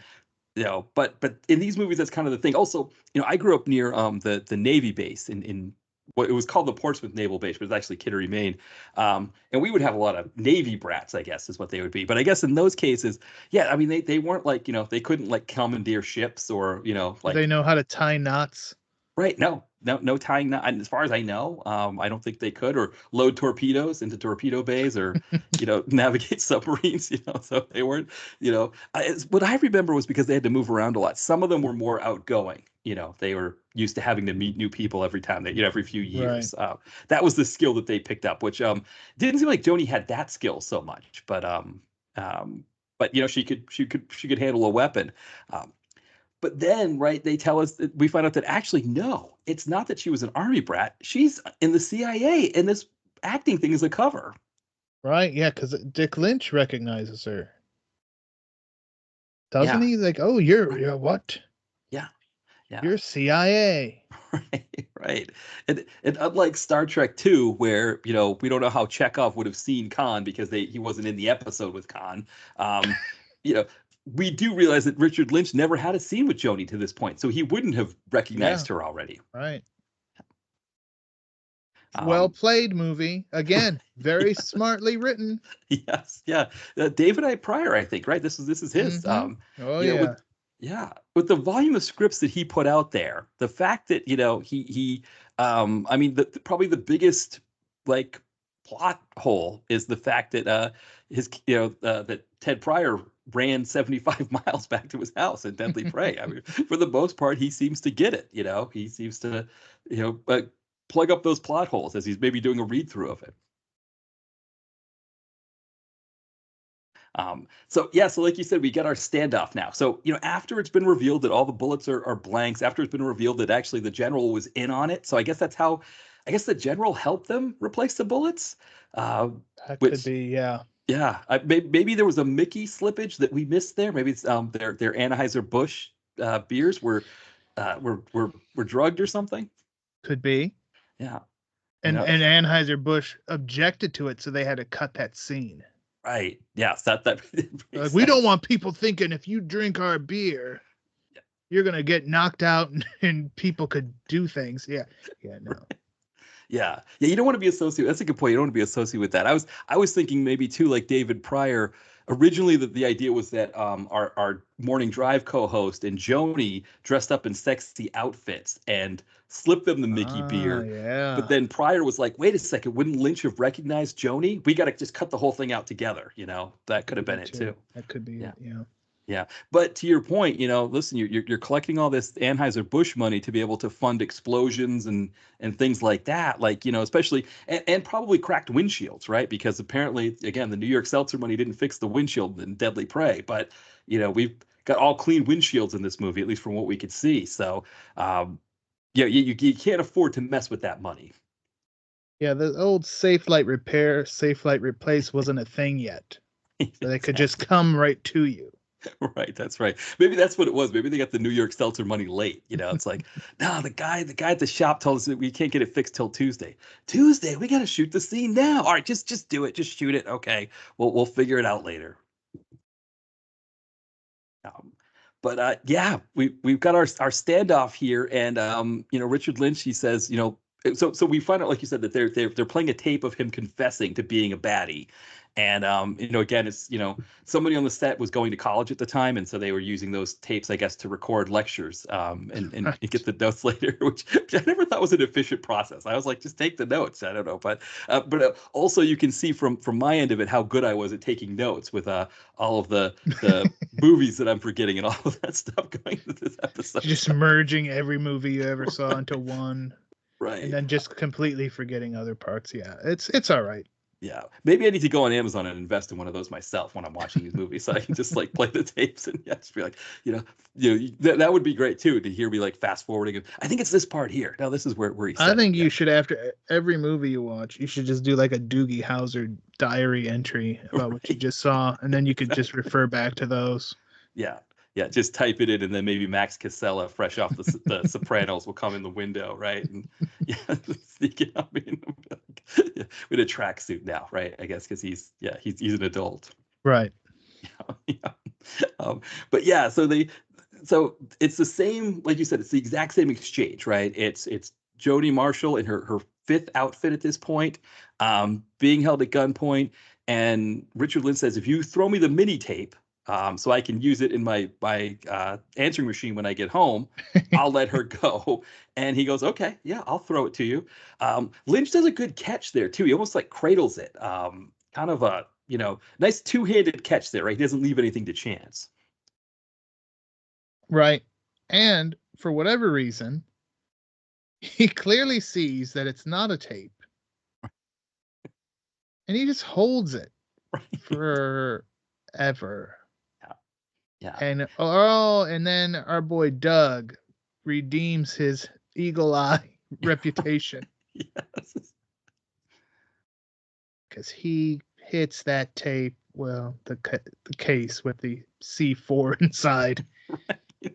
And Dick Lynch goes up in a ball of fire, much like he did in his much more known invasion movie, Invasion USA. Exactly. So for people watching this who wanted that satisfaction again, you got it again. You got that as well. And I think, what was the line? I think Ben says it earlier, the Memorex one. Is it live or is it Memorex? Everybody was saying that back in the day. Yeah, exactly. Yeah, I mean, a good Memorex. I mean, that was the thing, right? Nowadays, it's Spotify, it's Napster or whatever. Back then, or in the 90s. Right. But back then it was, only one person needed to buy a tape, and then everybody else could bring their Memorexes over and copy it. And so it was like, it was a nice deal. If you had 5 friends and you could have, each person could buy one album. The problem was you couldn't have it would be the blank tape on your shelf if that was a concern. It wasn't like the Guns N' Roses Appetite for Destruction, that kind of thing. Yeah, if you were one who wanted the case and everything, it's you were SOL at that point, because you couldn't easily print things out. Like nowadays, people could just make fake DVD covers and whatnot. Back then, no, we didn't have that. I think for me, like the ones that I had, like I remember my friend had MC Hammer's, not Please Hammer Don't Hurt Him, right? Not You Can't Touch It, but Please Hammer Don't Hurt Him. It's like, I don't need to buy Please Hammer Don't Hurt Him, but let's throw it on one side of a Memorex so I can, In case I need to hear, you can't touch this. And it was a good idea because I think, you know, it wasn't long before he was doing like Taco Bell commercials, and it was like nobody wanted to listen to Hammer anymore. So it was probably I smart that he did have that. the Hammer Funky Headhunter CD. I probably still have it somewhere, probably up in the attic. Was that the one he did with Death Row Records? Yeah, well, he got an edge to him, man. Right, Pumps and a Bump. Pumps and a bump. It's all good. Yeah, That's right. It's all good. Yeah. And he was at the pool. That video by the pool and with all, yeah. Right. Or Arsenio Hall had him on. He's like, everyone wants to know what was in the Speedo for the Pumps and a Bump video. Yeah. Yeah. Oh, the 90s. God, they were great. They were a great time. You know, and this movie's like on the cusp. This movie's sort of giving us a taste of what's to come. That we're, you know, we're on the edge of a fun decade here.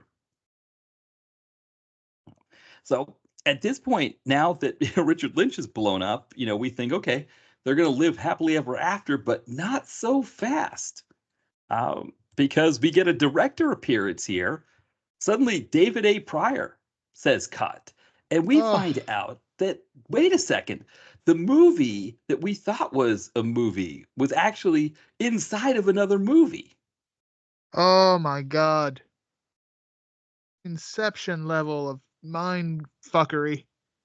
What is going on? Yeah. It wasn't just it was a fake. Oh my. It was a fake out within the fake out, and the whole thing was a fake out. Right. And we just get this kind of nice, like fun, everybody, you know, chat, and the kind of the crane shot that's going away, which I guess that's got to be the most of what the Anheuser-Busch money paid for, was that crane shot that kind of goes away to kind of show us everything that's happening around us. What a reveal. Yeah. What a film. I mean, this was very, I mean, in some ways, I know I've been a smart ass a bit, but there's moments that it's very clever. Yes. Of course, there's also moments that doesn't just make any damn sense, but that's what you're going to get with an AIP film, I guess. Exactly. But you know, to your point too, I mean, like kind of the same way Deadly Prey is self-aware and does some goofy things in it. Like this movie, by being this sort of movie within a movie, mitigates some of those issues that come up with their budget. You know, it's like the explosion can look bad if it's a movie within a movie. You know, we can accept it, that kind of thing. Exactly. They're using what they have there to their advantage, much like the A-Team. Yes, exactly. Which we did, right? We get our kind of A-Team. See, that's the thing, right? Is that the A-Team, they never did that kind of huddle thing. They did more like we've got a plan, and then you see this montage of like welding and hammering and Murdoch doing goofy things. And then suddenly you'd have this big, massive, like dump truck that was turned into some kind of military device, and it would be like this big reveal at the end of like this was what they were working on in this like little like shed area that they were being held hostage in or something. And it could shoot like cans of soup at people or something. Exactly. Yeah. Anything that didn't kill people, right? There's usually like one murder. There might be one murder in an episode, but for the most part, there wasn't much. Yeah, I think that was really early on. They may have, I know they killed somebody in one of the early episodes, and then I think because they hit their quota in that episode, because there's a car flip in it later where the thing completely flips and like completely that smash, and you just hear a voiceover. You okay, Bill? Yeah, I'm all right. It's like, yeah, because we already killed one guy. We can't be killing 3 people at 8 o'clock on NBC. All right?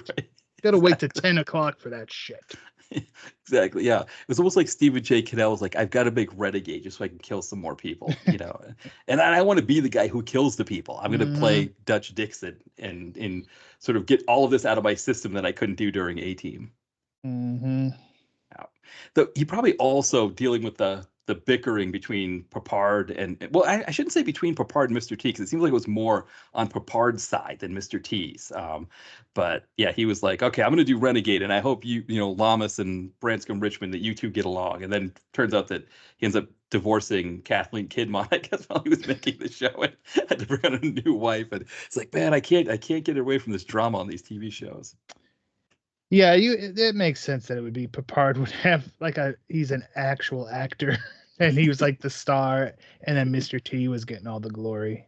Exactly. Though to be fair, I mean, I couldn't have seen Papard playing Clubber Lang in Rocky No, 3. I don't think he'd have a cartoon where he had a gymnastics team he was helping. Exactly. Yeah, and a He was cereal to go with it. he was too busy. Smoke. I would catch him on some of those old Password Plus, and he's just like freaking smoking the entire time while he's giving these people the password. Yeah, yeah. I mean, he thought he was going to be the star. I mean, I guess it's kind of like Kirk, like William Shatner on Star Trek, where he's like, "Oh, I'm going to be the star of the show," and everybody's like, "No, we like Spock better." It's like, Mhm.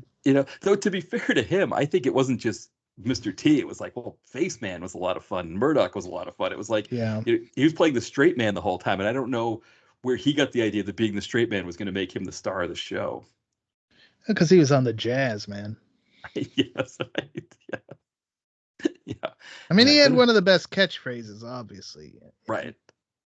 That's a good point. Yeah, because everybody says that. Whenever they're quoting the A team, they don't quote anything anybody else says except for "I love it when a plan comes together." Yeah, they say "I pity the fool," but I don't think he ever really said that on the A Team. No, no. That was just a Mr. T-ism, not a B.A. Baracusism. Right, right. Yeah, yeah. Most of the B.A. Baracus ones were like something about Jibba Murdoch being a jabba. fool. Right, right. Jibba Exactly. jabber he did use. Yes, yeah, yeah, and threatening to beat up Murdoch because Murdoch was giving him a hard time. Right. Yeah, and then getting knocked out. Speaking of Mickey's, right? He would get knocked out when Yeah. they would fly. Every time. Yeah, I That one remember. time he was hypnotized. They didn't have to knock him out. He was hypnotized. That's right. I remember one time they stuck a needle in his neck to knock him out, and then Papard carried him over his shoulder, and I just like, who wrote that into the movie or to the episode that like Papard is going to carry Mr. T over his shoulder, onto a plane.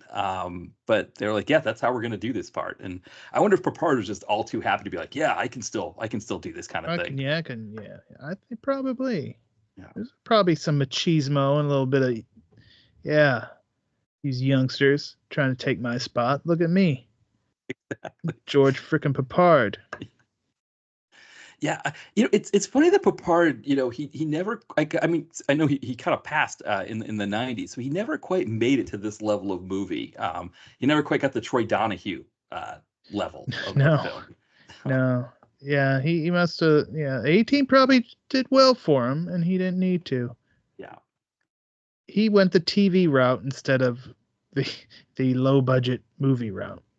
Exactly. I think, another one who was like that was Tom Selleck. Tom Selleck should have, by all accounts, been doing these kinds of movies, and he found his way into Blue Bloods and didn't need to do it. He did not. Yeah, that just wrapped up last week, and yeah, he had a long run there. Yeah, yeah, yeah. I mean, looking at Papard, his last acting gig was in '94. It was a Matlock episode. So yeah, he was probably a couple years away from doing these kinds of movies if he was doing Matlock episodes in '94. He would have been kind of right at the end of the PM run. And so that he would have been perfect behind a desk for a sit down role in like a, C. Thomas Howell or Robert Patrick actioner in like 96, 97. Be a police captain or some sort of politician or he could have done something.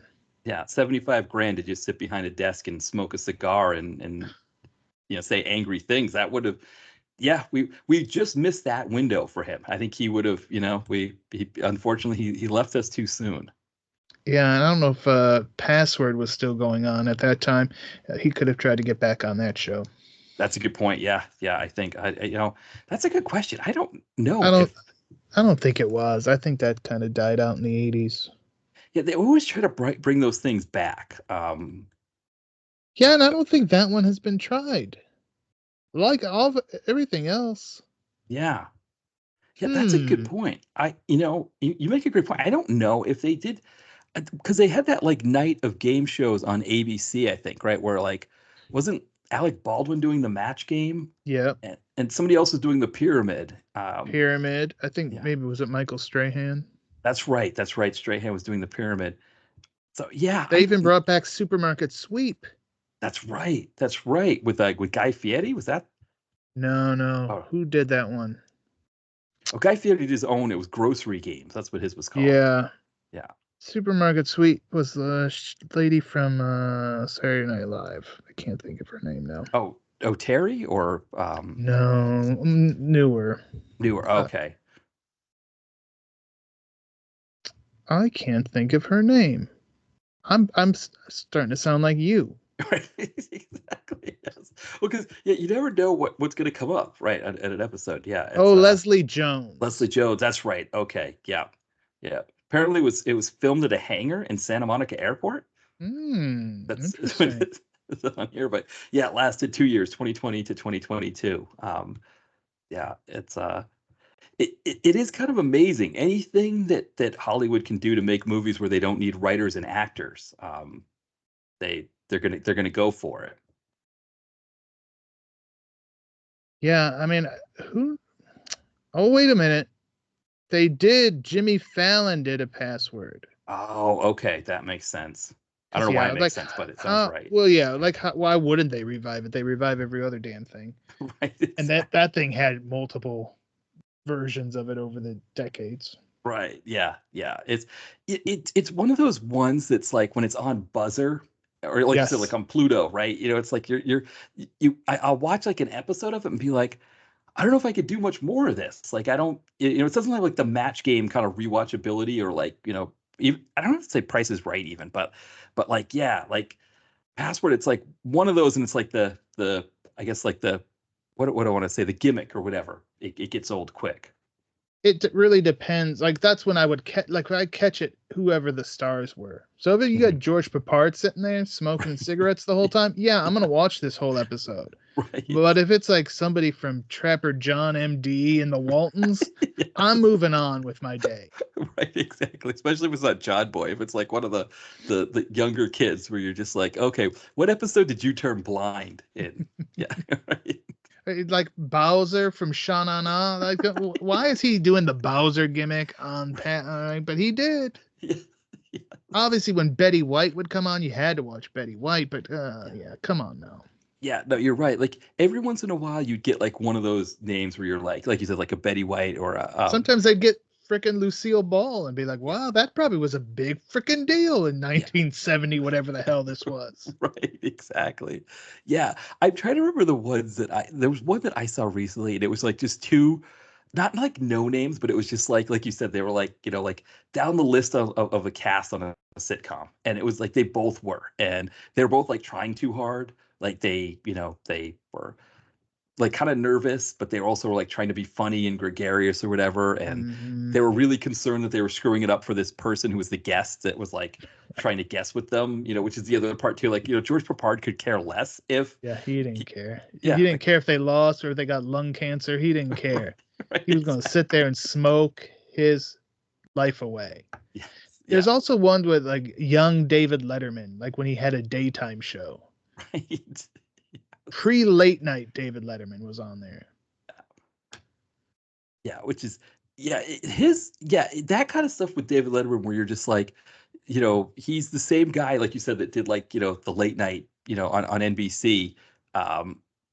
Like imagining that same person who's like having an awkward interview with Crispin Glover or whatever, the stuff that happened on that show. There he is on Password or something like that. Yeah. You got to start somewhere, I suppose. Do what you can, get your name out there. Exactly. Which, I guess, you could, I would say you could do a lot worse than an AIP film, but it's like you look at some of these names on here and it's like, yeah, that's about what they do is an AIP film. Yeah. Troy Donahue, come on, buddy. Yeah. How'd you get there? Exactly. Yeah. What was I mean, Troy Donahue was like, it was these AIP films or, some of the PM films that he did too, but it was also kind of like, oh, Ross Hagen, you need me to do a scene in a movie? Okay. Fred Wynorski must have had him on speed dial, or not Fred Olin Ray or Jim Wynorski had him on speed dial. And they were just like, Troy, we need you for 5 minutes. Can you do a 5-minute scene? Yeah, I can.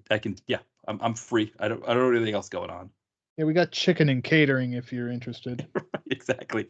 And guess what? This movie is sponsored by Anheuser-Busch. So all the free Budweiser that you can get, Well, okay. All right. I'll be right over, Good old Troy Donahue. Yeah, it's funny. John Snyder could have been the next Troy Donahue, but he decided to do Christian movies. Yeah, Yeah, good point. yeah. I think I would. It would be kind of fun to see a good John Schneider in like a low budget like Seagal movie or something like that. Or Well, he was in Cocaine Wars, wasn't it? That was like a post Dukes of Hazzard. oh right. I feel like that one got a Blu-ray randomly. From who I don't remember. But I'm like, well, I've never even seen it, so I'm not gonna buy it. But yeah, that was 1986, 85. Yeah. 85. Yeah. Let's see if it mentions anything about the Blu-ray, because that's a good point. I mean, because that is right in that window. It's on Plex actually. I didn't realize that, and Prime has it. Oh, so if Prime has it, I think Prime a lot of times will do Arrow releases. Okay. I think like if Arrow releases something, I they'll think put. that sounds right. Yeah. Because I didn't think it was Vinegar. And I know MVD doesn't usually do that kind of stuff. No. No. Let's see. It's a New Horizons film too. I didn't realize that. Mm-hmm. Let's see here. Well, it doesn't say. Doesn't say if it's Code Red DVD did the Blu-ray of it. Okay. 2017. That's not one you hear about too often. No. Yeah. Yeah. They're like you said. They're kind of a smaller one. Code Red. But yeah, I guess that's who put it out. Yeah, and of course Concord was the one. It had a theatrical release apparently through Concord. Corman. Oh, and he was also in Ministry of Vengeance. Yeah, I don't know what happened to him. He decided he's just got to do Christian films because. And then he went into Smallville, and that took up a. That's right. Yeah, he was in that for a good while, but he gets killed off at some point. Yeah, he didn't make it the whole way. Yeah, you can't have Pa Kent along for that long. No. Just for kids that are listening here, if you're going to watch that Superman movie this summer, my hunch is Pa Kent's not going to make it through that movie. I'm excited for that. I'm looking forward to that movie. I'll probably regret it, but I always get excited for Superman movies because I love the original Superman movie so much that I'm always like, well, maybe some 4-year-old kid can go and be just like I was back then and just be like, wow. Yeah, it's funny because Max has all of them. And so when you watch that original one, I think that's the problem for Superman is that original one was so good that, it's not like Batman, where the original Batman was kind of this goofy Adam West thing, which was a lot of fun. It's my favorite Batman, but it kind of left the door open for a lot of interpretations of Batman. Yeah. That, so then, And we've gotten a lot of interpretations of Batman. Exactly. Yeah. So there's all like this feeling of like, oh, here's the definitive Batman. You can't ever be another Batman. Whereas like Christopher Reeves was just so good, and it's like, yeah, like I guess Wonder Woman's another one. Like, how can you do another like, if it's not Linda Carter, who else could be Wonder Woman? Yeah. Yeah. It's somewhat the Hulk as well. I mean, yeah.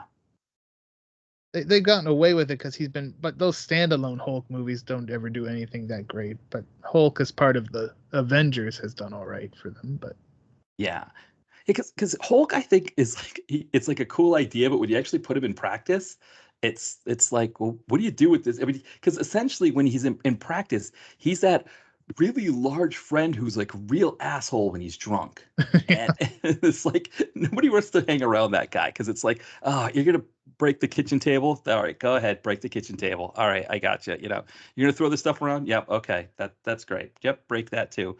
And so whereas like the way they did on the TV show, it was a little bit different. Where it was like, it was more about Bruce Banner, and then you don't want to make me mad, and then Lou Ferrigno would come out, and then even Lou Ferrigno would kind of be like almost like this Frankenstein's monster kind of thing, where he's like really nice to kids and actually doesn't throw them in the water and kill them like like Frankenstein did.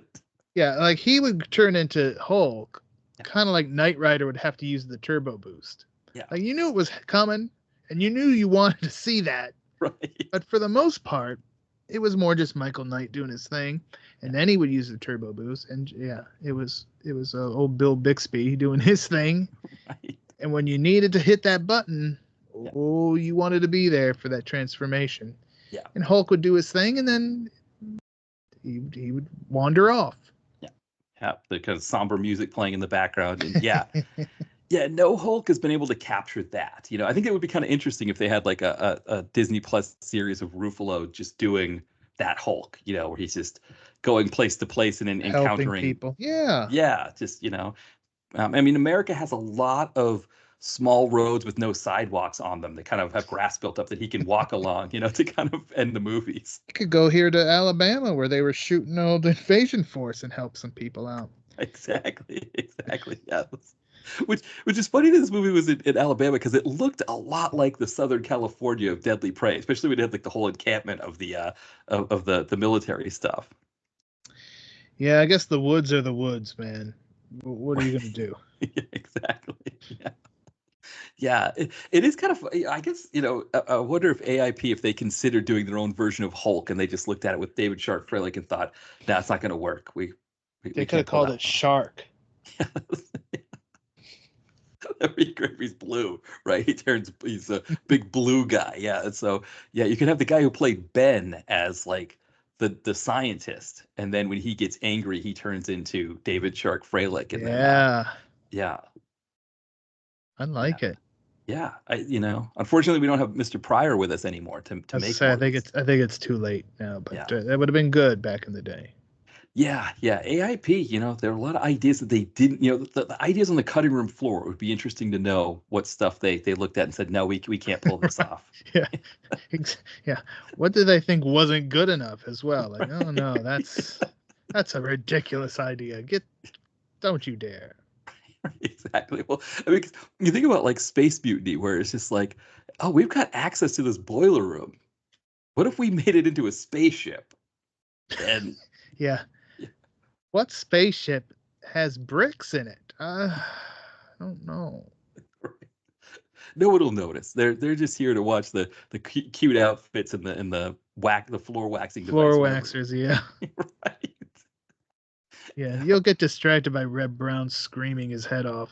Right, exactly. Are those bricks? Ah! What? Right. And I think he ended up with the woman that he was, carrying off at the end of the film. She was really something special, wasn't she? Yeah. So I guess that his kid. I mean, that's an interesting thing to be like. I met my wife on the set of Space Mutiny. I mean, it's happened. Not on Space Mutiny, other than those two. Right. But like, Crying Freeman, Mark Dacascos and his wife, and they're still together to this day. That's right. Yeah. Mm-hmm. Yeah. I mean, I know Tom Cruise. It seemed like every movie he would divorce his current wife and start dating the person he was acting with opposite that one. But yeah, that's a good point. So I think Reb Brown is still with the woman from Space Man. I can't think of her name, but they're still together too. So I guess if you do a low budget movie with someone and you're not Seagal or Van Damme or somebody like that, really brings you together. Yeah, maybe. Yeah. Find love on the set of a low budget action film. Do you think Cameron Mitchell was invited to the wedding? Right, yes. Did he proceed over it in his robe? Maybe John Philip Law is another guy who pops up on Password Plus. Keep an eye out for him. Right. Yeah, John Philip Law is one of those ones too that, like, if you're watching like detective shows from the 70s, it's just like, oh, wait a second. How did we end up with John Philip Law here? And I know he's usually not up to any good, right? It's like, Banachek or whoever has got to, defeat him at some point in the end of the episode. Yeah, it's Sissy Cameron is that's Reb right. Brown's, and they have been married. Oh, they were married before. Oh, okay. So he got her the role.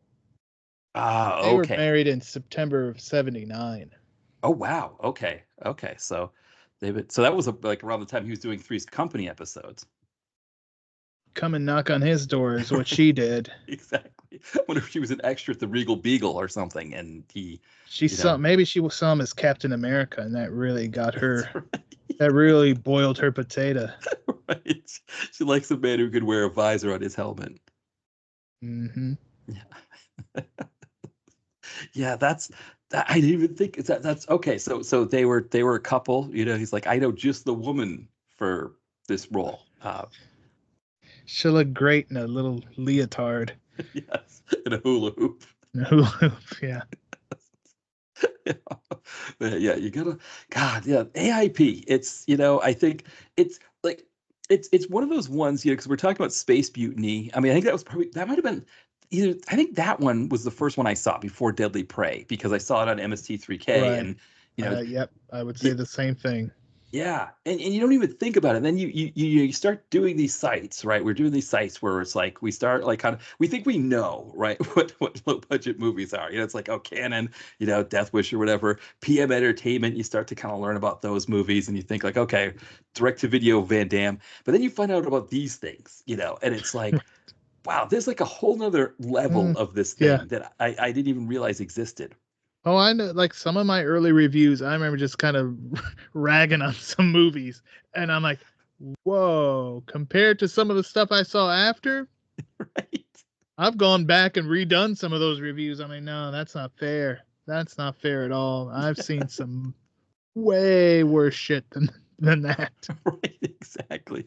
Yeah, there's like this level that you didn't even know. You're just like, okay, it's like with like Undefeatable or something like that. Where it's just like, Right? I mean, there's so much amazing about this movie, but there's also so much ridiculous, and Yeah. it's like you're kind of trying to have fun with it and everything, but you're like, yeah, this is just absurd, and then like you realize like, wow, this is like one of Godfrey Ho's best movies. Like, this is like, Yeah, this he was bringing his A game when he came to the States. right, Like, I'm exactly. gonna become a big Hollywood director. Yeah. Yeah. He wasn't just like, okay, let me just buy up I mean, just that idea of I'm just going to buy up lots of Thai and Hong Kong movies and then get Richard Harrison over to Hong Kong, tell him I'm going to make two ninja movies with him and then turn them into 20 ninja movies with these other films that I'm splicing in together here. And I'm going to also have Richard Harrison talking on a Garfield phone. It just, Yeah, that's amazing. yeah, it like you said, like you can't conceive of that kind of thing being a real thing until you actually see it and you're like, wow, yeah, no, this is not just, Jean-Claude Van Damme in a direct-to-video movie. Well, I mean, recently I watched The Stabilizer, Mm, and I I said saw to that. myself, this is one of the most amazing films I've ever seen in my life. Right? I'm like, it's got Rambo in it. I remember watching Rambo or The Intruder, as it is known, and I'm like, this is just what is going on? How did I not know about this type of thing? Right. And yeah, you did it again, Peter O'Brien, you bastard! My God. Yeah, I mean, I had no idea until I saw you posted it on social media, and I immediately went to Tubi and put it in my queue. I was like, well, I gotta see this now. Yeah, you damn well better believe you have to see it. My God, so many vehicles drive through walls. Oh, it's amazing, just amazing. Thank you. I think it was on Prime. I caught it on Prime. Yeah, yeah. I think it's interesting how some of these ones are just on all of them. They're Yeah, just, yeah, and then yeah. other ones Prime it's like seems to be coming back with like for a while. They almost got like maybe a little bit too hoity-toity, and they're like, right, leave that shit for Tubi. And right. now they're like, no, we want that shit back too. Come on. Exactly. Well, I'd heard they were sunsetting Freebie, and I wonder if that's Yeah. part of the plan is like just make it all Prime. Why do we Exactly. need this other Because there's Freebie thing? commercials on Prime now anyway. Exactly. Yeah. So, and like you said, like especially if I'm watching something like The Stabilizer, I'm good with commercials. I've got to look up all these names that I'm seeing in here. And of course, like none of them have images on IMDb because none of them have made a movie since IMDb became a thing. So like, why do I even need a headshot on this IMDb thing? Right. Oh, that's the worst when you like I'm trying for the site and I'm like, are there any pictures of this? Oh no. I gotta I gotta try to make screen cap, but now so many of these things like prevent screen capping, and I'm like, Right. I hate you. Right. Well, the best is one thing I do like about Prime for that is that Prime, if you're on your computer and you pause, it will remove Prime and Netflix are both good for this. If you pause, you can remove all of the slider bar and all of that stuff, and then do the print screen. Um, but if it's like with Tubi, it's like almost like you got to catch it on the run. So it's like that movie One More Shot. I think that one was on actually that was on Netflix, but I couldn't pause it because it was moving all the time because it was just all supposed to be done in one shot, and I couldn't get a single headshot of anybody. It's it's the people. Do you see what we're going through to produce content? My God. Yeah, and we're getting the word out about your movies. Hmm. Yeah, help us out here. Help us out a bit. Yeah. But I always love the screener people who send you like the package. Though a lot of times I'll watch a movie and be like, oh, I really want to take a screen of that. That's a much better shot than what they sent me. Right. Right. It's like, Or yeah, but when the screener you can't because they put like yeah, whatever, they put your name across it or something. right. Yeah, the old watermark. It's like, okay, Yeah. yeah, that's yeah. It So it, it they know, oh, that was you who leaked it. right, exactly. They know you're the one who got the picture of the hero making like a really ridiculous face when they're getting shot. Like you're the one who made sure you got that shot. That's not the image we wanted of you, putting the movie out. But yeah, so that's why I guess that's why they do the watermark and they just send you the pictures they want you to have on there. Yeah, or like me trying to, anytime I see McDonald's in a movie, I've got to take a screenshot of that. And, Oh yeah. right. There's that Seagal movie that there's a McDonald's. Is it Urban Yeah. Justice? Yeah, I think Urban Justice has one. I think The Keeper actually shows a McDonald's in San Antonio that I've been to. Um, Oh, that's even more special. yeah, I think so. I think they were doing establishing shots of San Antonio, but I don't think the film was actually shot there. Um, but yeah, so that was a special one. And then I think there was a McDonald's in Romania in one of them. I think. Wow. Yeah. So Exotic. yeah, you got to think with Seagal movies in Romania, there's nobody cooking chicken in those films. There's somebody making a run to McDonald's, and Chicken nuggets is as good as you're gonna get. exactly. And if you're lucky, you get any of it, right? Most of the time, it's Seagal who gets it. It's like you didn't check the contract. Yeah. He's a big boy, that's for sure. Yes. Yeah, he made sure he got. He gets fed on those movies. Now, if you're the UK actor being flown in for a couple days, you might be on your own. Hmm.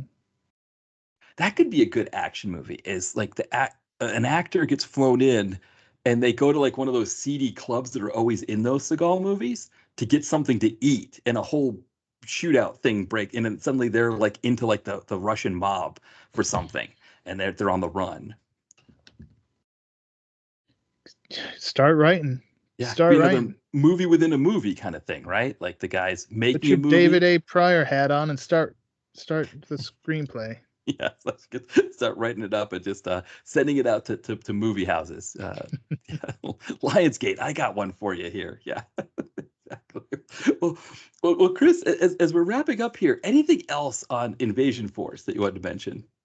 Well, you know what? I forgot to mention there was a quote, and I think I had it in my review. Let me see. It was a Dick Lynch quote. Yeah, it probably was when he was interrogating. Unless you start playing straight with me, you're gonna find your ass up to your eyeballs in deep shit. That's right. That's right.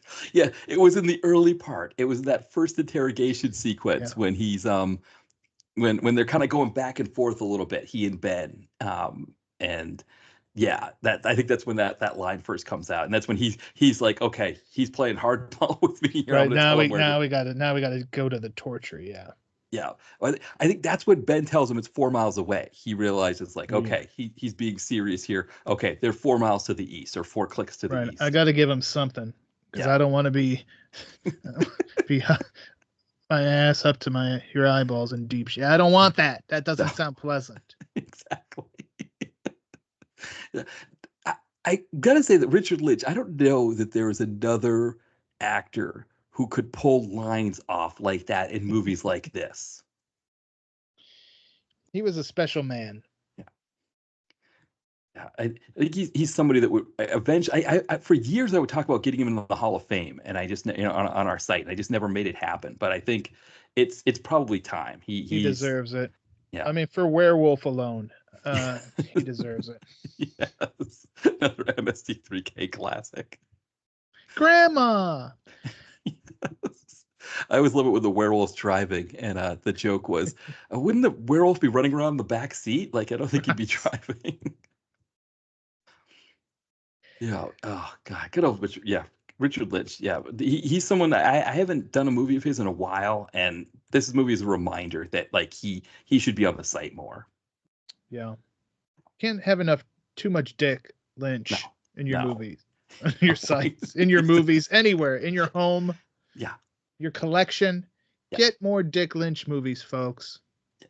Yeah, it's one of those things too where like again, if you watch like 80s action shows like Hunter, it's just like, oh, there's Dick Lynch, Yep. He could be any kind of baddie you needed to. He could be, country bumpkins who are just out in the middle of nowhere holding the female cop hostage. He could be, a slick drug dealer or drug kingpin or something. He could play all the baddies you needed. Russian, yeah. Yeah. He's good. Yeah, one of the greats, and it's one of those things in a movie like this that like I mean obviously us that do a lot of these movies we recognize David Shark Freilich as well. I mean probably right, but yeah, that my Dick Lynch was like a name. Yeah, for AIP. Yeah, they must have been excited with it. I mean that must have been David Pryor and Winters. They must have been popping open some Budweiser cans when they found out that they had Dick Lynch. We just signed Dick Lynch. Yeah, exactly. This movie's made already, baby. Exactly. Good hearty toast that like causes the beer to bubble over the sides of the can, and yeah, it's sort of video stores are going to be fighting to get this on their shelves. Exactly.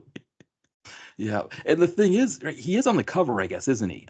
Yes, he is. That's right, he is there. Yeah, I was going to say, one of the covers, it's just David Shark Freilich, but it has Richard Lynch's name.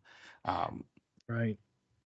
Because they were trying to sell this as a David Shark Freilich like Rambo vehicle, which. Well, yeah, that was a time when you had the big muscle guys and Arnold and Stallone, and yeah, so you would think, oh, this big muscled up guy, that's what we love to watch. Right. I don't even know who the hell this is, but he looks like he's muscular and big and has long hair. Right. That's receding. But I will say, in this movie's favor is that with that bait and switch, I think when you start watching the movie, you don't feel like you got a bait and switch. Like it's almost like like you said, it's clever enough that you kind of just go with it. It's actually kind of fun. Right. Yeah. And then they just really give you the zinger at the end. Like, right, exactly. I've just been watching them making a movie this whole time. Oh, geez. Exactly. But you're happy to have the rug pulled out from under you. Yeah, it's a good one. Yeah, especially when guys like Doug, turns out they didn't really bite it, or again our morning drive co-host, who we'd grown to love, for her pranks and just sitting on a park on a picnic table next to David Shark Freilich and just looking the part of, I'm sitting next to Greg, my co-host here, and he's telling everybody to come down to the grocery store for the remote that we're doing today. Yes. Yeah, as always a good time. Yeah, and I mean, I this movie's on Tubi, and so I think actually interesting. This is one of those ones that's not on all of them. But it is on Tubi, so I think for people listening, that's probably your best bet right now for this. It's going to be the cleanest version of this. I think if it's on YouTube, it might not be. It's usually a VHS rip, which it's kind of fun in its own way to watch the VHS rip. Yeah, I didn't see it on. I didn't see it on YouTube. I checked there just because I'm like, well, yeah, because commercials. The one bad thing is obviously it adds some time to it, but I'm like, all right, I'll watch with the commercials, and I was all right. Yeah. Now in Ohio, they don't have gambling on your cell phone like they do here in Pennsylvania, do they? Yeah, no, you could. Yeah, we've got all the gambling. Oh, okay. So you could want. Yeah, did you get that? That was pretty much what most of my commercials were. Where I can gamble on my phone if I can play slot machines on my phone if I want to. That's what they were. I don't remember if that was what I was getting this time. Now that I think of it, yeah. So I probably just tune him out. Just was doing something else. Exactly, which is the way to go, because yeah, the last thing you wanted to And be it's doing like is it's good because they'll tell you too, like, oh, there's 6 of these. I'm like, oh, yeah, okay, I can get up and go do exactly. something if I need to. Exactly. I can really dig in on Renee Klein's Right. IMDb I could bio. either do that, or oh, you know what? I think I meant to put the the clothes from the washer into the dryer. I'll go run Exactly. down and do that real quick. By the Exactly. time I get back up, Yeah. it should be starting up again. Yeah. And the worst that happens is if you miss anything, you just hit that 10-second back button. Exactly. Yeah. Exactly. Yeah. It's one of those things that, like, as a kid growing up, it's like if this was playing on, broadcast, on TV on a weekend, you got to sit there, you Hmm. can't just pause it. You can't just do the 10-second back thing. It's like, you gotta do everything in that 2-minute commercial break. And maybe sometimes you get like that middle thing that's like, a clip, like a picture of the movie, and then they give you more commercials that gives you a little more time. But for the most part, yeah, you had to get everything done. At least now you got a little bit more leeway. Yes. We had it rough, kids of today. We had it rough. And I'm sure a lot of kids of today are listening to this podcast about a 1990 film that they've never heard of. I hope so. I hope that they get introduced to the beauty of AIP and David A. Pryor and Richard Lynch and even David Shark Freilich. I think, um, Right. You can have a shark marathon. exactly. Go down that rabbit hole. Yeah, yeah. If you piece enough of his movies together, if you do like maybe 10 of his movies, you could piece enough scenes of him in them to make a full movie. Right. One hell of a sizzle reel, I'll tell you that. Exactly. Exactly. I was trying to think of, I think, what was he in? Again, it was a Zagarino movie with Oh, Project yes, Shadow? Eliminator. Oh, Eliminator. Yeah, not Shadow Chaser. That's a Christmas theme one that I should be watching. Exactly. Yeah, Project Eliminator. Yes, he's Yeah. in that. Yeah, with David. I think he falls off of like a large balcony and somehow survives. I think I don't think they give him like the neck brace or like the cast or whatever, but like, yeah, somebody just throws him off of a balcony and he's okay afterwards. So he's kind of like a goofy henchman kind of character in that movie. Yes. Good old Zags. That's another one. It's another one that, I don't even know. I guess I would have known Project Shadow Chaser because I think the first or second one played on Monday Night Nitro after. Um, Okay. yeah. So I think that would have been my introduction, but I actually didn't know it was Zagarino. And I watched another movie of his and I joked because he kind of looked like Susan Powder, that he looked like a lesbian fitness instructor because I didn't know Right. who he was, and so I thought about Lucasing that review and going back and, but I was like, no, it's kind of funny to have it there that I didn't know who Zagarino was when I was doing the site when I first started. And I referred to him as a lesbian fitness instructor. Yeah, that's interesting. I'm trying to think, did I know of Zagarino back in the day, or was that something that I discovered when I was bulletproof actioning? Uh, Exactly. I can't remember any Zags movies I watched back in the day. Right. Well, because when I watched Shadow Chaser, it wasn't like I was like, oh, Zags, I was like, this is a robot. I guess Right. maybe it was the second one with Brian Genesee that I saw because I would have recognized Yeah, that's Genesee the from. best one. Yeah. Yes. Yeah. That's the one with that takes place on Christmas Eve. That's right. That's And right. they're like at a nuclear plant or whatever. Right. And it's like, yeah, so it's a Die Hard type thing, but yeah. Yeah. Yeah. Because I remember Genesee from Street Justice. They used to have on a independent channel in New Hampshire on Friday nights, they would play Renegade and Street Justice. That was the double bill on a Ooh, Friday. So, nice. See, I yeah, don't think Street Justice aired here, or I wasn't paying any attention. I wouldn't have known if it wasn't aired on the same night as Renegade. I wouldn't have caught it. Right. So Yeah. that was how I was like, oh well, I got an hour before Renegade start. What's this other show here? And I was like, oh, this Genesee guy looks pretty good. And of course, we got Action Jackson. Right, because that's the thing. If there was a freaking Carl Weathers TV show, I was going to be watching it if I knew Yeah, about it. right. And Yeah. it was I like mean, years later when I like was looking at IMDb and like Street Justice, what the hell is that? And it was like 2 seasons, and I'm like, oh. And I don't know why I am. just assumed it was a CBS show. I don't know, it just must have looked like that to me, but no, it was a syndicated show. I'm like, well, no wonder it didn't necessarily air here, or it could have been at some god awful time. Yeah, well, it's probably what it was. I mean, yeah, it did kind of have the look of like that CBS action Yeah. like late night thing, yeah, with like tropical heat and or no, was that what it was tropical heat and then sweating bullets, or was that the same show? It was the same show. Right, that's right. Yeah, Alternate and then, title there. Yeah. that's right. And then Silk Stockings, that was where they Oh, got. Silk Stockings. I absolutely love that show to Yes, this day. The one over the air channel, Binge, has it yes. on all day Thursdays. Oh, nice. And I like look so far, I'm like, ooh, I'm gonna watch about 20 minutes of it on my lunch hour. Or my lunch hour, my lunch break. If it was an hour, I'd watch the whole thing. No, my lunch break, I'm gonna go up and watch some Silk Stockings. Yeah, I remember when USA picked that up, it was like Sunday evenings, like 10 o'clock-ish, I Yeah. think.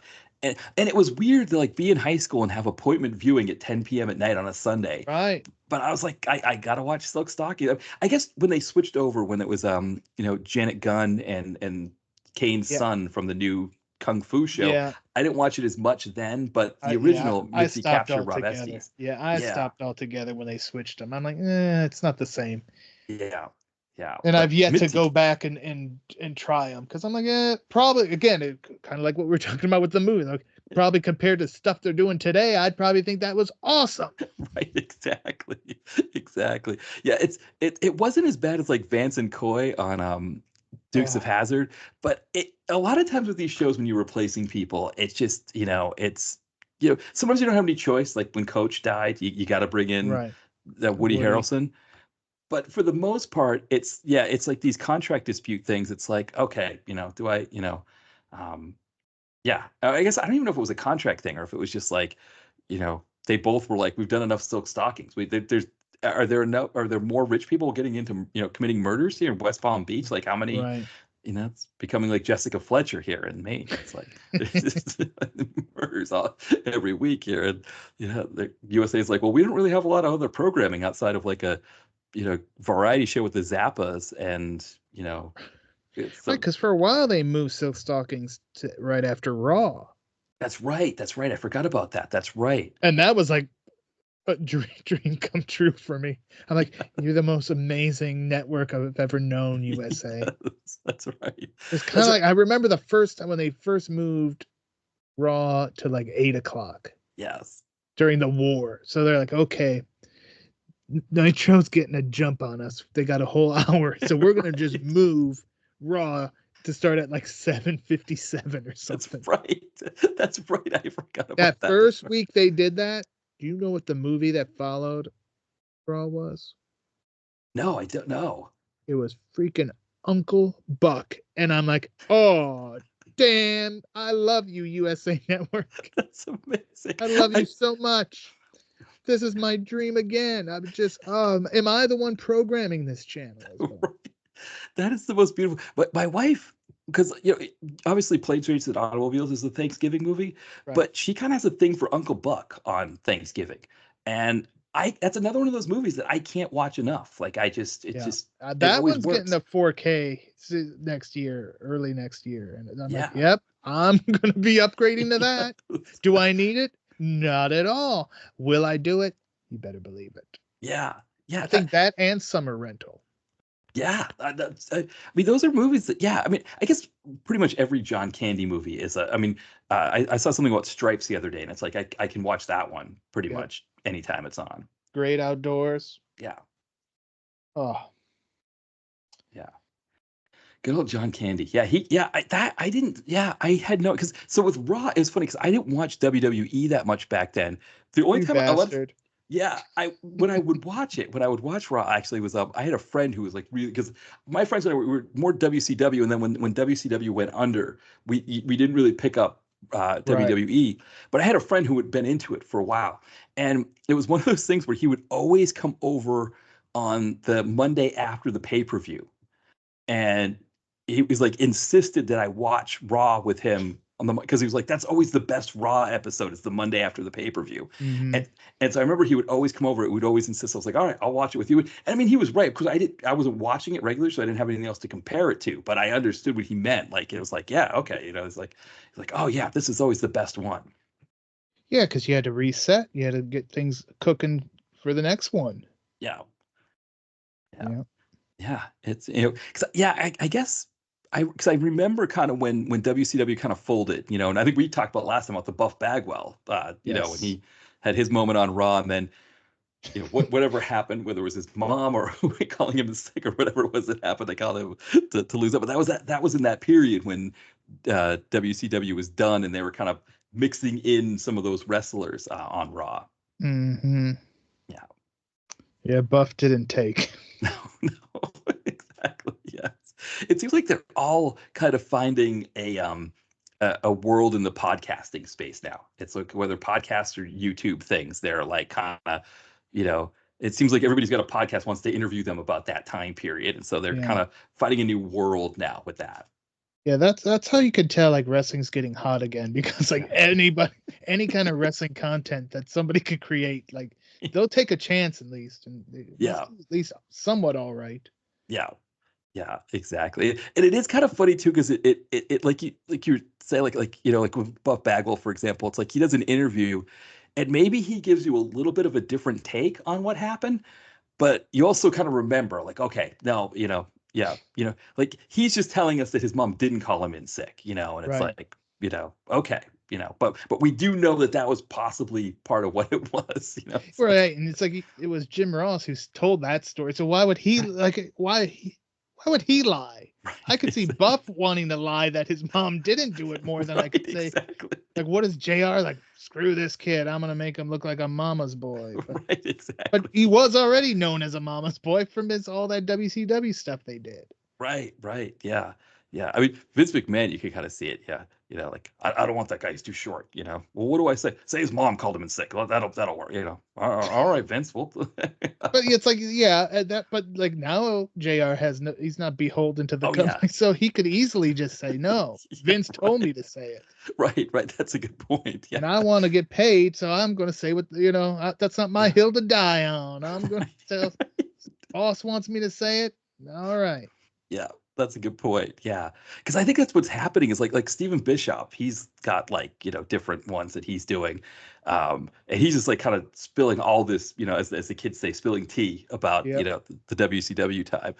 But again, it's not really like tea being spilled. It's like, oh well, that like the was it Disco I Disco can't think. Inferno. Disco Inferno, how he was supposed to wrestle against a woman and he didn't want to, and Bischoff's like, okay, well you're fired, and it's like, well, I kind of remember that, remember that happening there, but Right. there wasn't anything new except that Bischoff was just like, well, yeah, we wanted him to do something, he didn't want to do it, so we fired him. That's what Right. Yeah. Yeah. When you're like that level that Disco was on, it's like right, you don't put up with that shit.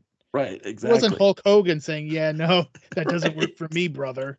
right, It was exactly. freaking Disco Inferno. It's like, all Right, right, well, like, yeah, like if he jumped ship, like that was gonna, oh no, yes, WWE's got Disco Inferno now. right, yeah, We're done for. yes. Yeah, d- right. It's like Disco Inferno. I remember him doing hits with like Rey Mysterio or like no, like not Rey Mysterio, but like the guys, the kind of like the Latin wrestlers in WCW, and it was like almost like he was making fun of them, but he was with them or whatever, and he was just dancing around and stuff. And it was like, yeah, I could see Steven Bischoff seeing that and being like, we're gonna lose that if he doesn't. Yeah, all right, because he was like, well, if I don't fire him, everybody's gonna think that they can get away with stuff, and it's like, Exactly. Yeah. Like you there's know, certain guys you could be like, I'm gonna make an example, and right? It's you've like just volunteered to be that example. exactly. No more Disco Inferno. So yeah, it is kind of funny now that we're like 25, 30 years from that period. That now, like, Oh, all don't these. remind me. I know it's horrible to think, but it's like now we're starting to get all this stuff. It's like, everybody's, like you said, everybody's spilling the tea now. And it's like, yeah, I guess like from Buff Bagwell's standpoint, he's got to make it look better because he wants to try to like somehow, be relevant again. But like you said, JR has no reason to lie about that kind of thing. And it's like kind of what we're seeing now. It's like, either people are trying to kind of make it look a little bit better when some of those things happen. Or the other ones are just like, yeah, let's just tell that story again because people like to hear these stories. Right. Right. Yeah. Yeah. Well, Chris, as we're wrapping up here, anything that you wanted to plug? Well, I always encourage everyone to check out bulletproofaction.com and the podcast, the Bulletproof Podcast, where if you're listening, wherever you're listening to this, you could probably find the Bulletproof Podcast there as well. Yeah, I think we'll have the link in the podcast description. But yeah, I mean, I do iTunes. That's my, and it's easy enough. You just type in Bulletproof Action and it's right there. And yeah, and I mean, like I said, great episodes recently. I mean, Cobra, as of us recording this, Cobra was the most recent one. So yes, yeah, I mean, again, I'm probably in the minority that I like Gladiator more than Cobra. No, yeah. I love I was so like Gladiator is one of those like, oh, why did I wait so long to rewatch this? Yeah. For Cobra, I was like, that's almost like an annual, like, it's Christmas time. I'll watch Cobra. Right, exactly. Yeah, right. Because again, Cobra's one of those ones that's just, I one of the interesting things I found out about Cobra is the fact that they that was the original script for Beverly Hills Cop when Right. they thought Stallone was going to be on. It's like, it's kind of great that we get both movies. I think, I'm kind of happy we got both of them in that case. Exactly. Yeah, maybe that's what should happen from now on. Is that anytime Stallone goes to make a movie with somebody, whatever Stallone wants to make, he should make whatever he wants to make. But then whatever the original idea was that the person brought to Stallone, they should make that too. It worked out once. Try it again. Exactly. Yeah, because the guy who wrote Recoil, not the Gary Daniels, but the one with Stone Cold Steve Austin, Jimmy Sullivan, he had said that like if you a lot of times when people bring projects to Stallone, he kind of makes them into his own movie. And he was saying how like Recoil was his, it's exactly the way he envisioned it in the script. It came out exactly that way. But so it sounds like Stallone does that all the time. So I think we should just do that more often. It's just, do both versions of the movie. I like it. And I have agree. Eddie Murphy play the lead in the other version. Yeah. Right. Well, Chris, thank you again for coming on. This was another fun conversation. I always enjoy coming on the show, having a chat with you because you pick great movies for us to talk about. Yeah, and this was another fun one. People, if you haven't seen this one, in Invasion Force, this is a top one for AIP. And if you're new to AIP, I think Deadly Prey maybe be your first introduction, but this is a great second one at the very least. Yeah, I would agree. Perfect. Well, yes. Thank you again for coming on, Chris, and thank you everybody for listening. And we'll be back soon. Bye, everyone.